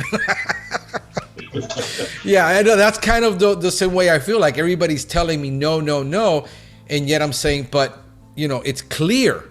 I mean, I could see it in my mind's eye. I could see the whole thing working about introducing an industrial concept into the residents, because the reason nobody wants to do it is because it takes so darn long. It takes so much. It's only a 1% game. Only about 1% of the people want this. Customers that have kids with cancer, they've had cancer. They don't want chemicals in their home. They've gone vegan. They've gone vegetarian. They've changed their lifestyle. That's currently what it is. So my goal is, now, I have a 10-year goal. I've set a 10-year goal for myself. I said, I'm going to be America's pest control guy, and I'm going to teach the world holistic pest management. That's my goal, not to build a big company. I think that will happen as a result. I'm pretty much banking on that. But since I'm more of an educator and a trainer, to inspire people to this, to think outside that box, to really do it. But and it is a hard road. I'm not going to sit here and tell you, oh, if you do this, you buy my program and you do this, everything is going to be cherry. It's going to be, a lot of thorns along the way. But I am really convinced that I'm looking at what the government hasn't been able to do and what the universities haven't been able to do. And I said, I know how to do this intuitively. I hear It's just a lot of hard work, and everybody's against you doing it because 99% of people don't believe in this that are in the pest control industry, which is what's funny. But and then on top of that, I'm putting it out there that I'm a Christian believer, so I'm really, making it hard for myself. People are like, why do you do that? Well, you just need to keep your Christianity silent, because you're going to turn off a lot of people that are going to, the way Facebook and social media and everything is, you can't go public with what you believe and I said, no, I'm at this, where I'm in Christ, and I look everything through the Bible, where I said, look, the ship is sinking. And my job is I have so many life rafts and so many, I'm putting it on people who see it and want to put the life raft on, and I can't save everybody, but I'm evangelizing, and I take what I believe in evangelism and discipleship and the process of God, and in the economy of God and how God works to do impossible things, to those who believe. And so I'm really pushing that envelope all the time. We got chosen by Florida International University, by a group of doctors who were doing an asthma study, to do our concept in the inner city, to prove that our concept would not contaminate the environment. But it isn't my concept. This is stuff that entomologists have been talking to doctors. It's just nobody's put it out there in the public for everyone to see it. And they called me, and I said, look, this is what I do. This is how I do it. And I said, that's exactly what we want. We did a pilot. They were able to raise the money. We donated about 2/3 of the money to do this project, of what it cost, which is about $100,000 in 3 years. And I said, to prove that the concept would work and have it documented in a study. The study hasn't come out yet. I'm hoping it comes out soon. But it was like, I talked to my wife at the time, and I was talking to her about, they don't have the money to do this study, and I really want to make this thing happen. And I said, and she just looks at me and says, you're going to donate it, aren't you? And I said, yeah. I pretty much already knew what I was going to do, but so we did. And they were raised, and later they were able to raise like $25,000-$30,000 just for, so I charged them just the materials and my employees' labor. And then I donated everything else to prove this concept would work in the most, this is abject poverty. This is, if you've ever been in the inner city, like Chicago, or, we think about the ghetto. I mean, this is like worse than third world country conditions these people are living in Miami, in the United States. Yeah. And it broke our heart to see these little kids that if you had 3 kids, 2 of them have asthma because of the conditions. The roach condition was so bad. We're talking tens of thousands of roaches that we had to clean out of hundreds of units. And we thought we were only going to do about 10. They budgeted for 40, and we went out and get them 88 units. And our people, and this was an emotional, it took a lot of leadership, because we couldn't get the people. We originally wanted to work a grant to where the people in the neighborhood would be able to have work. Turns out nobody wanted to work. We couldn't get anybody to work. We had to find one from outside. Then it didn't work, and we just said, let's just use our own people. I mean, we were trying, we couldn't make it happen, and we had to use, in the end, our own people. And it was, for them, this was devastating emotion. He says, they weren't believers. And they're like, this is so depressing to come here every day, every week, and do this and see this abject poverty. And this is the reason I did it, because now what I'm doing is I'm shining light on that situation. And we want to do a project where we do a documentary on it and show the abject poverty there is in America. Yeah. And this is government housing. This is HUD, owned by them. And the rodent and the roach situations in these buildings, it's just horrendous. And how do we help these people? Because I'm getting calls all the time. The people that call me the most, David, is people for bed bugs who are living in slum housing. They can't afford bed bug control. It's very expensive. The equipment is expensive. Yeah. These companies can't afford it. Yeah. And you're telling a mother who lives in this public housing, and she's had 3-4 kids, yes, and she doesn't have $2,000 for a heat job. The landlord sending a guy every month just spraying the baseboards, thinking that's going to solve for $35 that he's paying him, and I know what people are thinking. I know what people think. I'm trained to argue. Well, they're in that situation because of the lifestyle choices they made. I talk to people who grew up there, who have lived there for 30 years. They grew up in that neighborhood and never left. There is something about that situation of being in that much darkness where I saw the husband up there in the room smoking marijuana, smoking pot all the time. And you know, I moved the couch once. There was so much pot under it. If I would have scooped it up and sold it, I could have made $1,000. I'm not kidding you. There was that much pot underneath that sofa that fell off. And the whole idea is, well, they're in that situation because they just, the lifestyle choices they make. It's almost like it's an intellectual choice. I said, no, you don't understand. There's so much darkness. Yeah. That from a Christian believer, I see the dark. My guys would say, God, this is so depressing. I don't know how I can keep doing this for you. I don't want to be here anymore. I mean, that's how bad it was when you got people from the world saying it's bad. Yeah. And me, what I thought about is, how do we bring Christ? But I was working for the university and the association. I said, no, I'm going to take this and take it into my own hands and do it, because then I can preach Christ. Then I can bring light into that darkness, because I was limited by, you know, certain things about rules. So this is what I'm wanting to do. I'm wanting to take our business somehow and turn it into a non-governmental, you know, where it's faith-based, it's non-profit, at least, because most of my clients are wealthy. They will pay my price. It's how do we get it in? How do I work with manufacturers? How do I work with people to kind of see the need? And this is what's boggling, is that integrated pest management is federal law. HUD is supposed to abide by integrated pest management because they're under a mandate, yet they're not. Because they're hiring companies going with the lowest bidder. How can you be the lowest bid and provide a high level of service like integrated pest management that has a high initial cost, but later?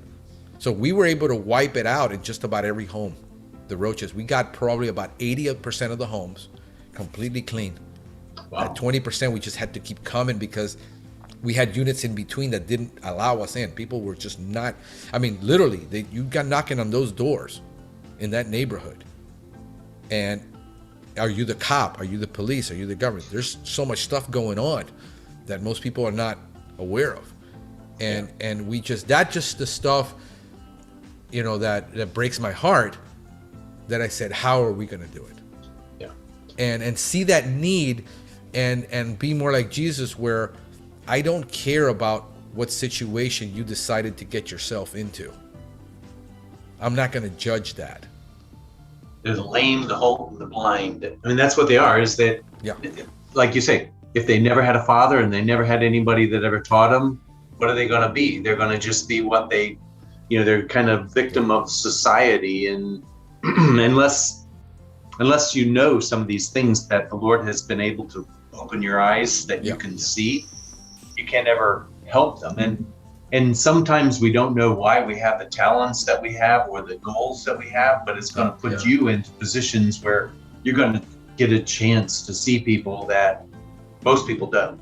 Yeah. When we do these heat treatments, whenever I go train somebody, I always go do a heat treatment for them. And the last one, we went to a place that was up in Indiana, and it was just, you know, like you said, it was the HUD and 3 places. They had 3 units in this one old house that they were all getting some kind of government rental on and stuff like that. Yeah. And they all had bed bugs, and it was just an ugly situation. And this one little girl, you know, she came up to me, and there's like 5 of them in this car, and I was talking to them, and she goes, "Oh, I look like some guy that her mom had dated sometime, and this guy abused her, hurt her. You know, she's only about 8 years old." Yeah.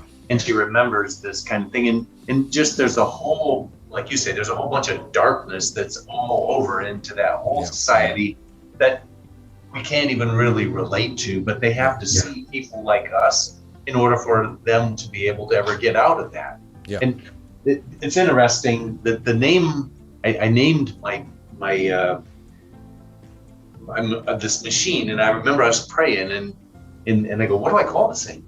And I call it the Heat Injector System, HIS. And so therefore that's kind of what it is kind of an indication of the fact that it's his. And so therefore what we're doing is we're just taking his thing and letting it open up doors for us to go where we never could go without it. And so therefore, getting back to the whole sales thing and stuff like that, I believe that it's the Lord who puts it in your heart to go into a different direction or go into the direction that you're going.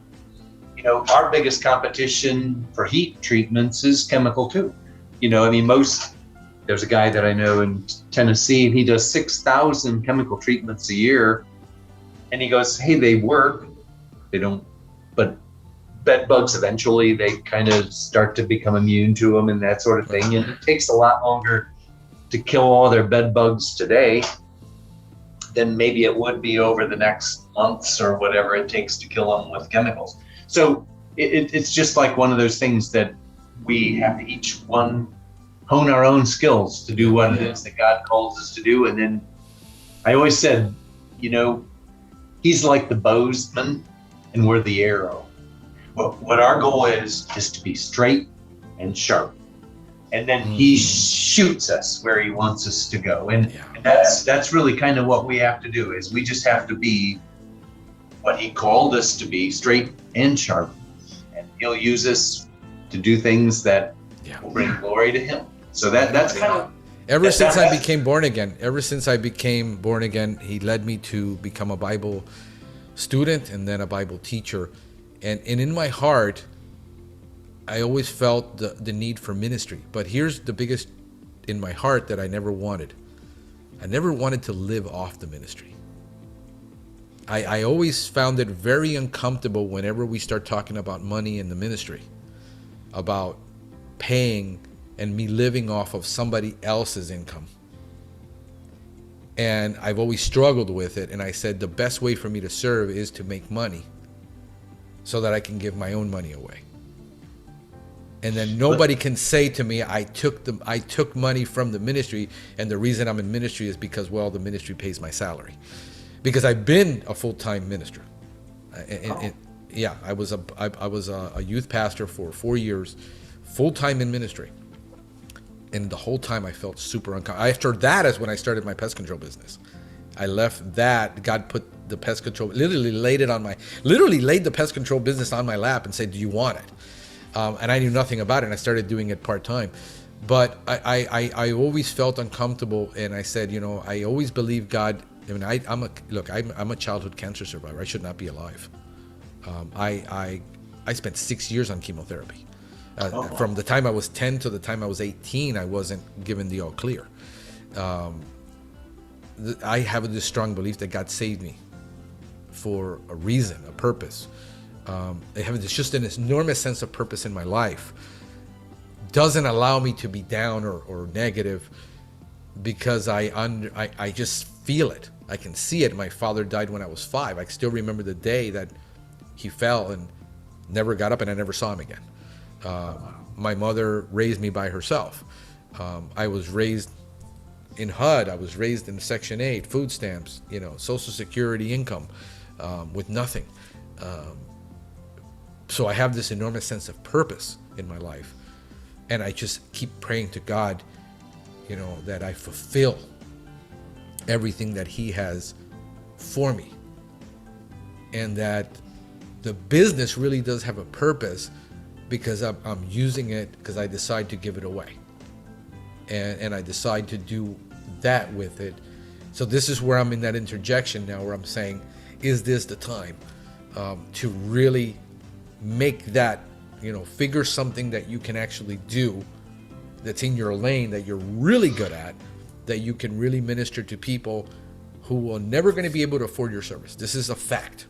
It's the poorest people among us that can't afford bedbug service, that can't afford pest control. They're at the mercy of that dollar guy that the owners or the managers pay to spray those units, and that's it. So they comply with that we're spraying, because they have to have a spray service in order to comply with Section 8 and all this. The need is so great that I'm like, how am I going to fulfill it? It's overwhelming at times, because it's millions of dollars I'm talking about just in the city of Miami, giving away millions, not thousands. This is like, we're a population of, Miami-Dade alone is a population of 1.8 million. Take 10% poverty, that's a lot of poverty. Yeah. I mean, that's just an overwhelming number of how do we accomplish this, and how do we do it. And right now I'm surrounding myself with mentors that are able, like I got a pastor who left his denomination and his father died and started these humongous ministry where it was an outreach ministry. They truly have a heart. They would build warehouses to store food and give away thousands of pallets of food a week, built drug rehab centers for free. Just an enormous vision. His father was the one with the vision. His father died, and then the association decided he's not going to be a pastor anymore, and he started up his own ministry now, and he's doing the food giveaway because he's seen that he collects food from Publix, and all these great supermarkets would just donate thousands of dollars worth of food a week. So trying to surround myself with people that understand that vision, and that had a similar vision, and have a godly counsel, and be able to I'm looking at the elder now. He's in North Carolina. He started something like this. He's a pastor, and he started it. So we're going to get together with him, trying to figure out how we can actually accomplish this. But that's that's where God is leading me to do. And you have getting to on a live. I don't know if you got something you want to, because I know I see your eyes. What I was just saying is that I think that Paul, when he went around, he did not go over and ask for people for money. He had his own tent business. He made money, and he was able to minister to people, because many of the people that you have to minister to are not necessarily people that are going to be able, whether you minister to them through pest control or minister into their life, because many of the trials and troubles and situations that we go through are all because we had to go through there, figure it out, so that we can go over and help other people do what you're doing. So that's kind of, I think that's kind of the name of our game, is that we're designed for good work, wherever it is that the Lord wants us to do. And that's kind of what I see is going on in your life. You're just struggling to figure out how to do it, but the Lord will show you all that stuff.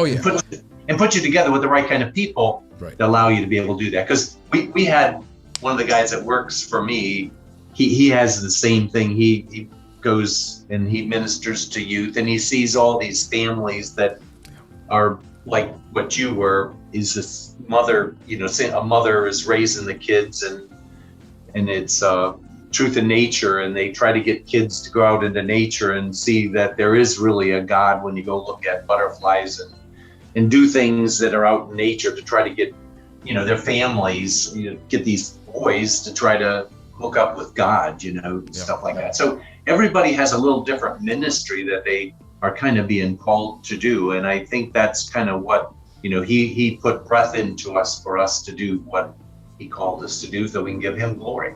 Yeah, no, absolutely. You got an organization. I'm going to pivot here for a second. You've got an organization. How many employees do you have, by the way? Actually, 5. So we're not a big organization, and basically most of what we do is we are the conduit between the people who want to do it and the people who need it. So all of our all these things that we did for train and that sort of thing. We worked with a company that made this stuff. We worked for the people that did it, and we try to connect those dots. And that's basically how we kind of are, doing it to the point where we're the conduit between what somebody wants and what somebody needs. We act as that conduit between those two. So, when the pest control need to have heat, and we see that, gee, this is what you would need to heat if you're going to really heat up this whole house, and you're going to kill all these bed bugs, and you got to heat it up, but not burn everything up and not ruin everything, and be able to have enough power to be able to do whatever you're going to do, whether it's a house or apartment or a hotel room. That's kind of what we designed this thing for. And so now now we're just trying to help people figure out how to apply that. So that's kind of what our goal is. And so it's a business that we can scale, but we're just not really sure where the Lord's leading us right now. These portable machines that we're doing right now, they can be also used for water remediation. More and more people are getting mold into their houses and that sort of thing. So it can be used for a lot of different applications. That's what we're going to do for the next section. Oxygen machine going off that. Those buzzers are there for a reason. Yeah, I know. So that just freaked me out for a sec. I'm like, what is that? So I just walked in there, and I'm going to probably call the nurse after this, have them check the machine just to make sure. But yeah, so you don't actually, you yourself don't actually manufacture a lot of your of all the equipment in-house. Yeah, we do. Oh, you do? Actually, okay. Yeah. Well, the Lord kind of opened up the door for us. That's interesting. I'm just fascinated. So basically, I have my home office, and then my son, he has a house that's about 5 miles from my house, and it's like a ranch with an underlying garages. So I pay him rent, which basically is about equal to his house payment almost, and he builds all the machines in his house. And my other son-in-law, he lives about 5 miles away, and he has an area in his house, and he does a lot of the assembly. These are modular machines. So Roy, he builds them in his house. He builds components in his house, and then he takes them over to Kevin's house, and then they build the whole thing together, and they test it over there. So that's kind of how we actually do it. We have manufacturing in our houses, and this is for the heat injection system for like the bed bugs, or for all the equipment that you make? For the bed bugs, for the bigger stuff, what we actually do is we work with a company that's about 15 miles away. Got it. And I have my second son works with them, and so that's kind of when we do the things for train and that sort of thing. The bigger ones. Then they have the forklifts and they have the punches, and we give them the design and show them how to build it. We help them test it. We work with the people when they go to ship it and that sort of thing. So when we did the ones for Trinity, where we did the big rail cars, we built all the stuff that they were going to use there. We built them in our houses. We did the control panels in my house, and Kevin, So the control panels would be built there, and the other module, and we build them all together, and then so we kind of are using the talents that we have to do the things. And Kevin, he's got 2 little kids, so it's kind of nice. His kids kind of grow up, and they kind of just, we're all staying working at home fathers, and it's kind of really nice because my grandkids one day will be building these things. And during the time that we're doing this thing, this is just kind of how the Lord does. I did a training video on how to hook up the propane tanks, and how this heat injector draws a lot of fuel when it's trying to heat the air from 70 degrees up to 140 degrees as you recirculate it in these houses. So it just really digs in, and so we built this gas manifold where we can manifold 2 of these propane tanks together. And so I did a training video, and then my son came over and he goes, "Dad, we have like 13,000 views on that video." It was on YouTube, and then I go like, "Why are they doing that?" And so anyhow, we had one guy who finally got a hold of us. He goes, "You aren't going to believe how hard it is to get a hold of you. Nobody does something like this." So we then put another video out there, and we put our name and phone number on there so that they could actually contact us. And so a lot of people have needs for these, whether you're running a generator, big generator that you're going to run for your house and you want to run on multiple propane tanks, or some of these people use them for heating hot water for hot tubs. This one guy, he's going to fill hot tubs and he wants to put 60-degree water in and get 140 degrees out. So he bought one of these instant hot water heaters and he wanted to run it on propane. And he goes, I got to have a lot of propane for it. So we had to come to us and we helped him hook up these propane things so we could get regulators. So that's kind of another business that the Lord, is another one of those things we didn't even know. Right. We didn't do any selling for it, but people have just come over and started to, it's kind of like one of those things. If you build it, people like it, they're going to come back. So that's kind of what that was for. Yeah, no, that is pretty cool, because a lot of people, I keep hammering people, go to YouTube, put your idea out there, be the local guy. Just, it's very hard for these guys to compete, and the whole issue about being in front of a camera paralyzes them. Talking, what if I say the wrong thing? I said, if you say I say the wrong things all the time. It's just, I'm highly inappropriate just continuously.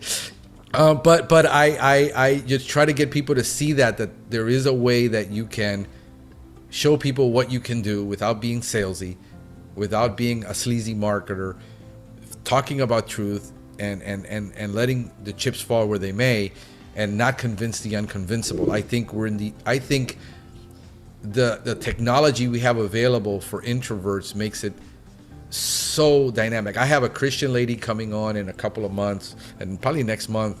She's an accountant. She's a bookkeeper.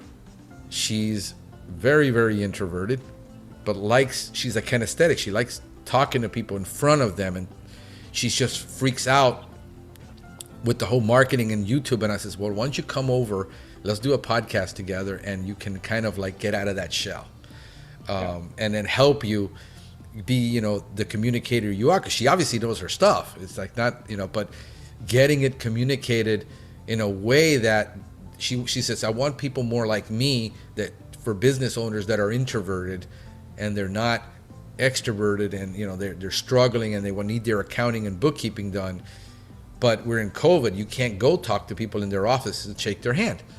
I said, this is going to be your next best way to do it. So I think it's really amazing that when we do put a lot of our talents and we put the abilities in God's hands, and we truly trust Him, and we walk in faith. Faith without works is dead. A lot of people talk about, I have this idea, I have this thing, but I'm scared to do it. Perfect love casts out fear. Faith without works is dead. Show me what you believe by what you say, and I'm going to show you what I believe by what I do. Yeah.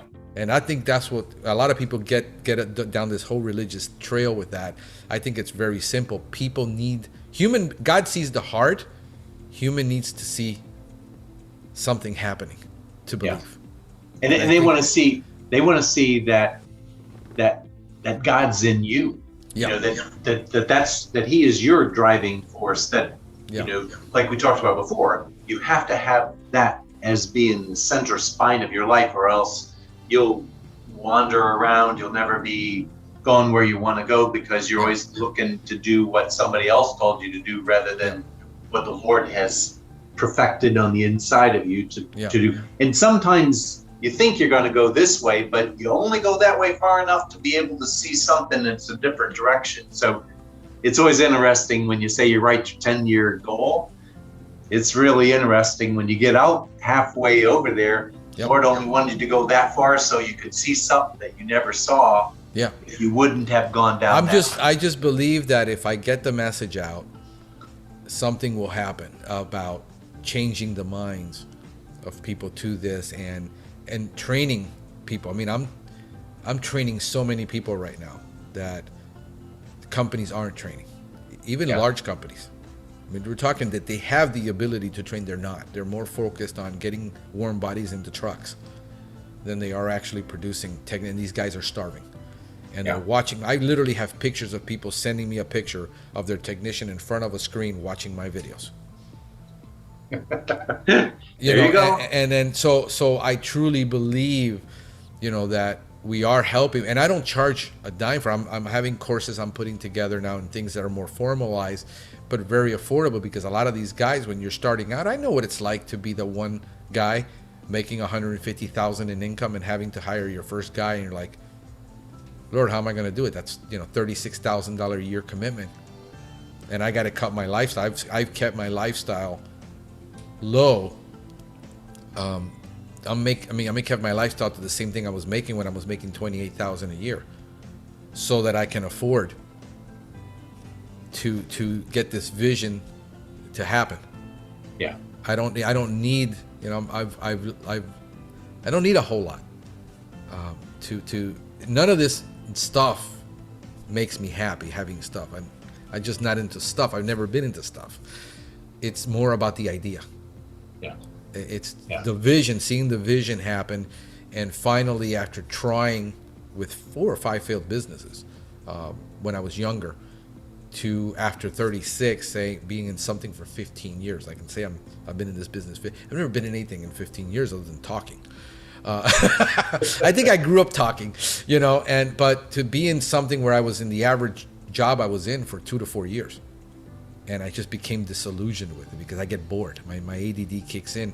I'm never bored with this job. There's always a constant challenge.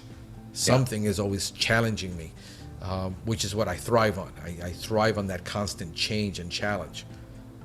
Most of my people know, my technicians are like, I want it to stay the same forever, nothing to change. Me, I know, when something is not happening, so everything is working, I find a way to break it, Yeah. I want to break it because it's got to be better. It's just uncomfortable for me to be in that situation where everything is smooth. So this is why I throw so many balls in the air.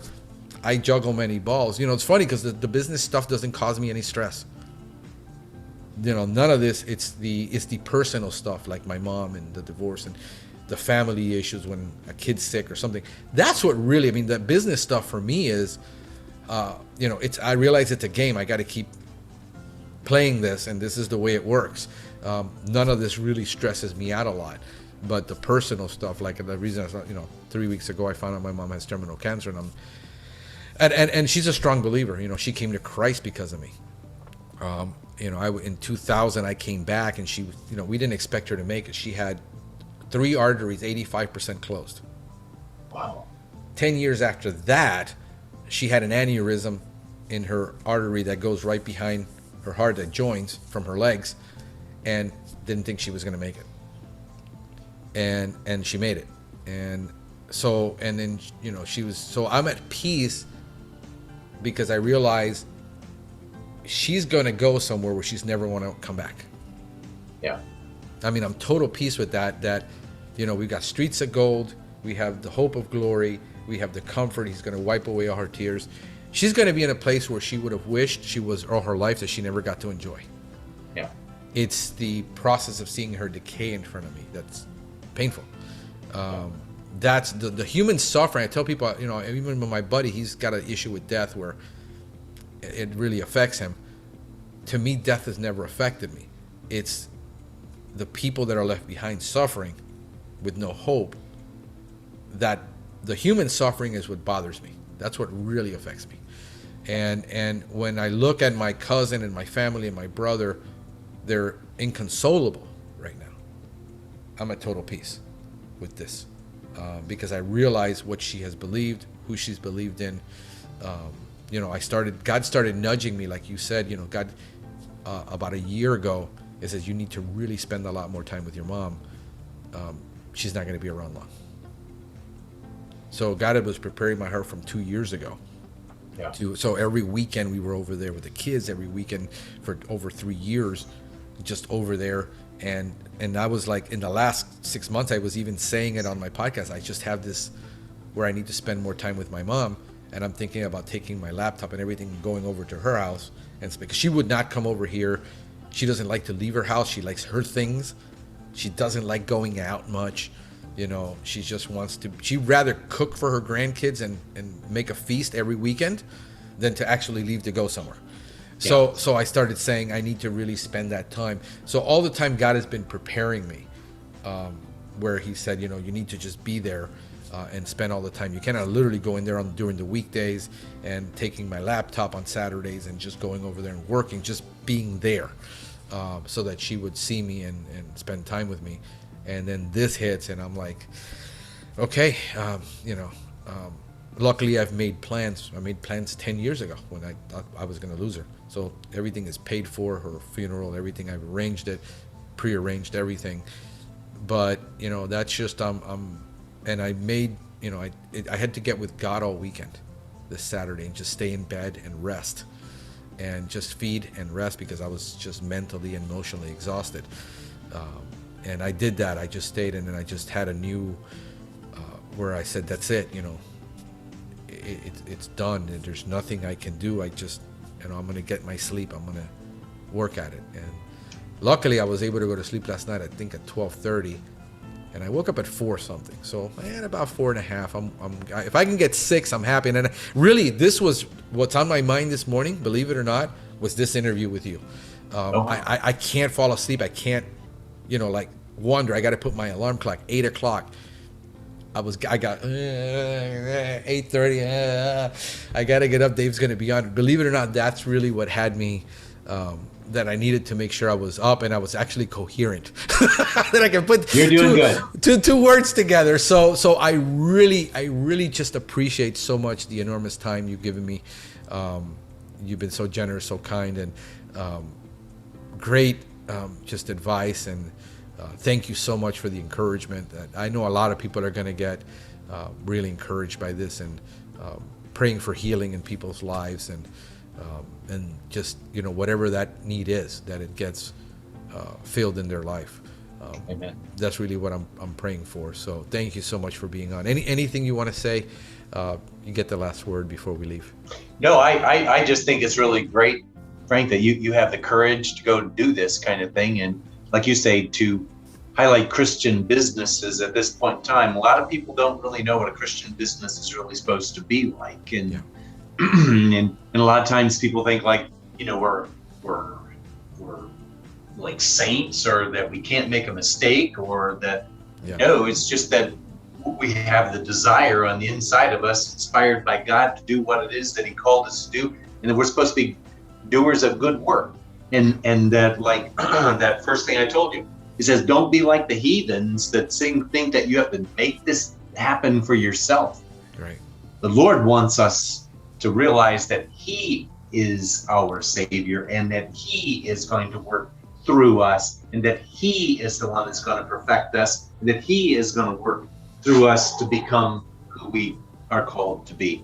Yeah. It's that we have to just give Him His way in our life, and that's what it's all about. And He'll take you in places, my wife calls them adventures in faith, and that's kind of what they're all about, is that we don't know where we're going to go, but we're going to have a good time going there. Yeah, Absolutely. That's what it's all about. Absolutely.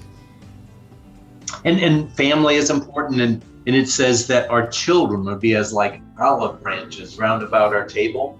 We have 5 children, and we have grandchildren, and every one of them is just blessed beyond measure, and they are like olive plants, olive branches, peaceful people around about our table. And we have 14 grandchildren. The 14th is just on their way, and so we're just really blessed by that too. So my goal is to help them all to figure out where they're going to be.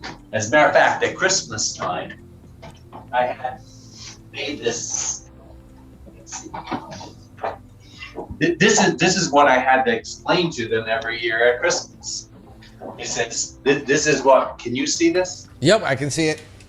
It says, "This is the Spirit. This is the candle of the Lord in our life, and this is our mind, our will, and our emotions. And the candle." These things can be controlled by this inner part of us. And I'm kind of like an engineer, so I kind of have to explain to these kids how they word it. And these are the fruit of the Spirit. And the fruit of the Spirit are envy and hatred and greed and murder and lusts of the flesh. These are all natural. These come natural for us, right. And then over here, these are the ones that'll come out of our spirit. And when this candle goes off, we let it come through. This is kind of drew a picture of our ears. This is us.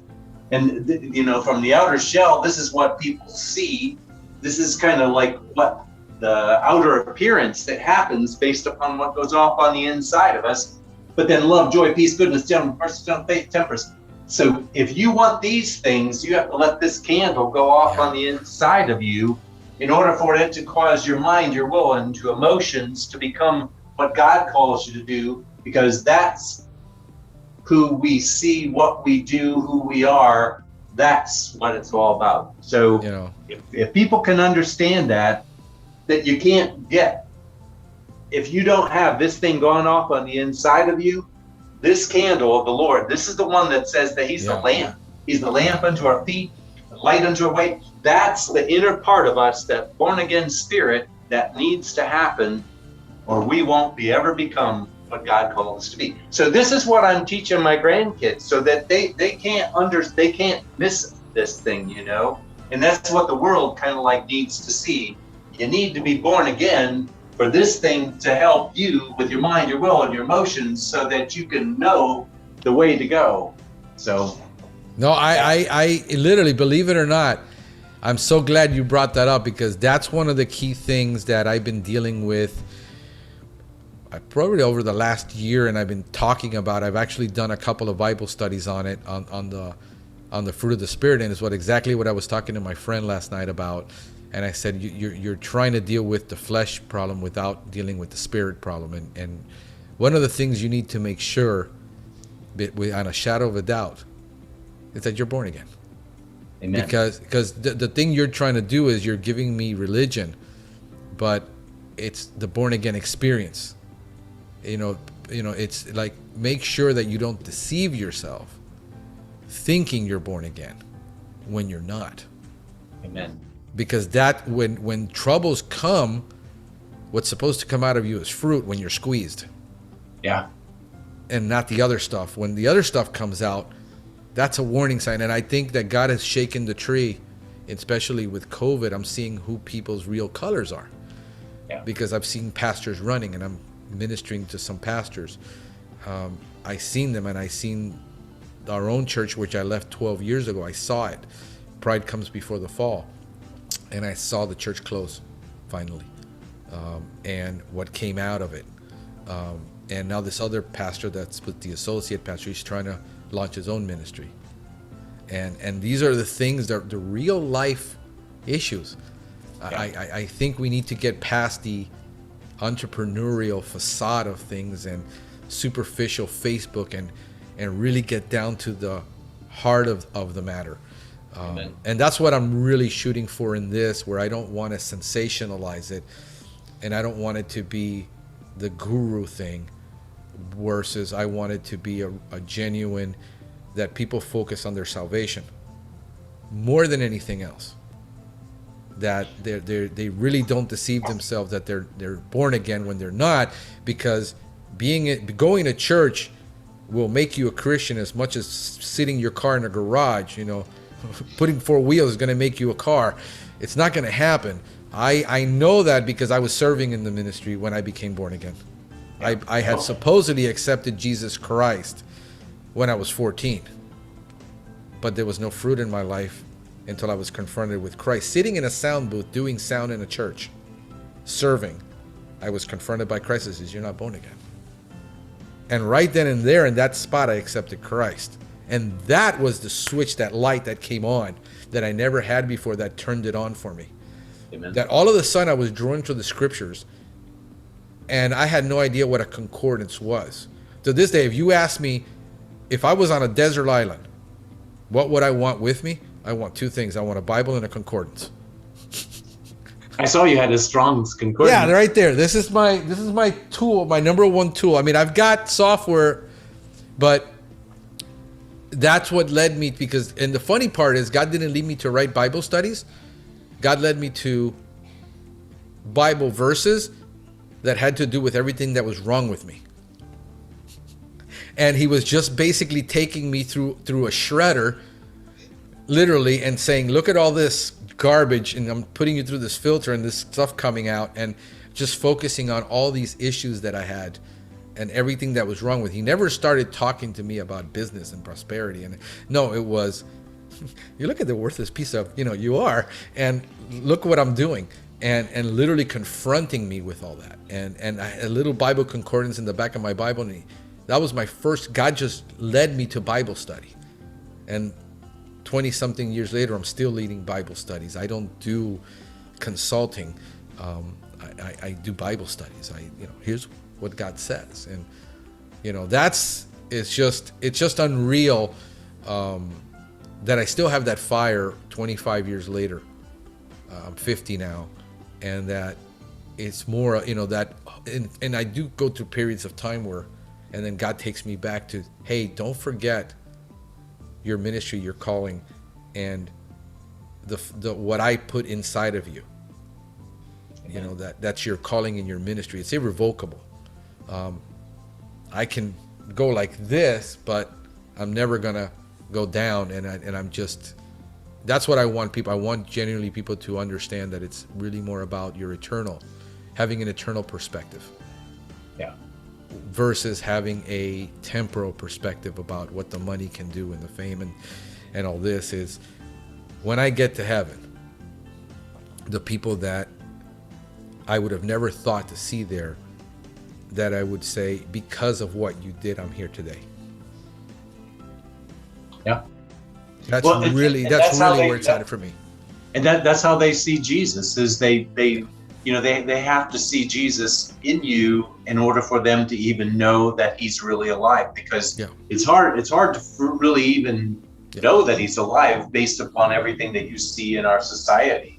So it's unique to have somebody that, like you say, you can't not be who you are, because that's who you are, because that's the light that goes off on the inside of you. That's what controls your mind, your will, and your emotions. Yeah. Not that the light doesn't go off, and we can all decide to be a rascal today if we want to, but he really is the one who wants to kind of like go over and that's why he calls us our Redeemer. People need to have redeemers, and we kind of like lost fat. We kind of thought we had to perfect ourselves in order to come to God, but he goes like, hey, I'm coming after you, and I want to be your Redeemer. Can you put your hand in mine so I can help you? And that's kind of what if you have the courage to do it, he wants to do it. He loves us more than what we could ever imagine. I mean, you can't clean the fish before you caught it, and most people have it backwards. They want to clean the fish before.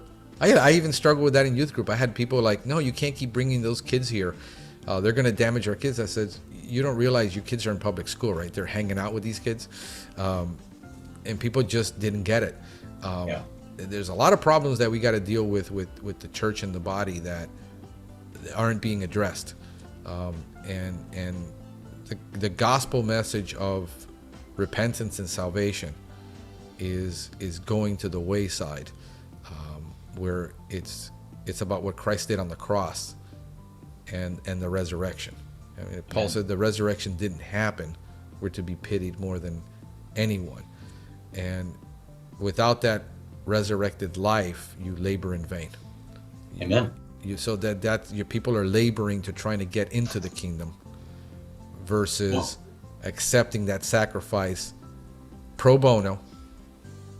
The way it's just too simple for some people just to accept that a man who died 2,000 years on a cross, that somebody says resurrected from the dead, is the one that's gonna change my life.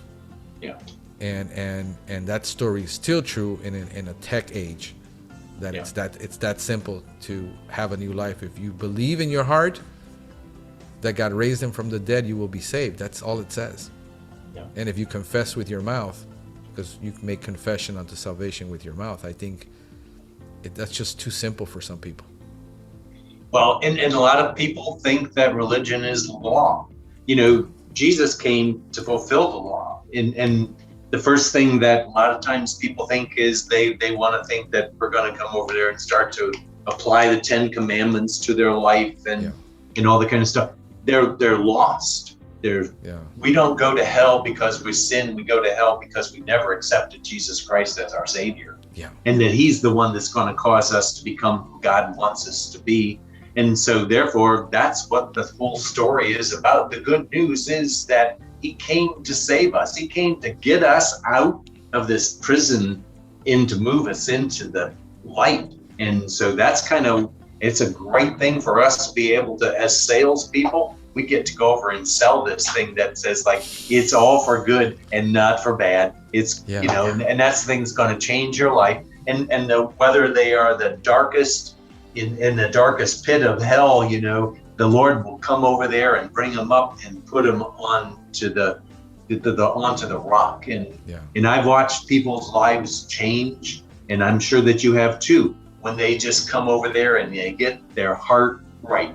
And they start to understand that it's you can't get there by trying to look at the outside of this thing and make the outside of this thing look the way it's supposed to be so everybody can have it, because that's where it's all at, on the inner part. And that's what God really wants to do, to light the candle in our life. So that's thank you very much for I appreciate you so much being on. It's been an honor and a pleasure, and just heartwarming. Well, good to hear. Thank you so much, David. I will talk to you soon, my friend. Take care. We'll stay in touch. We'll stay in touch. Take care. Bye.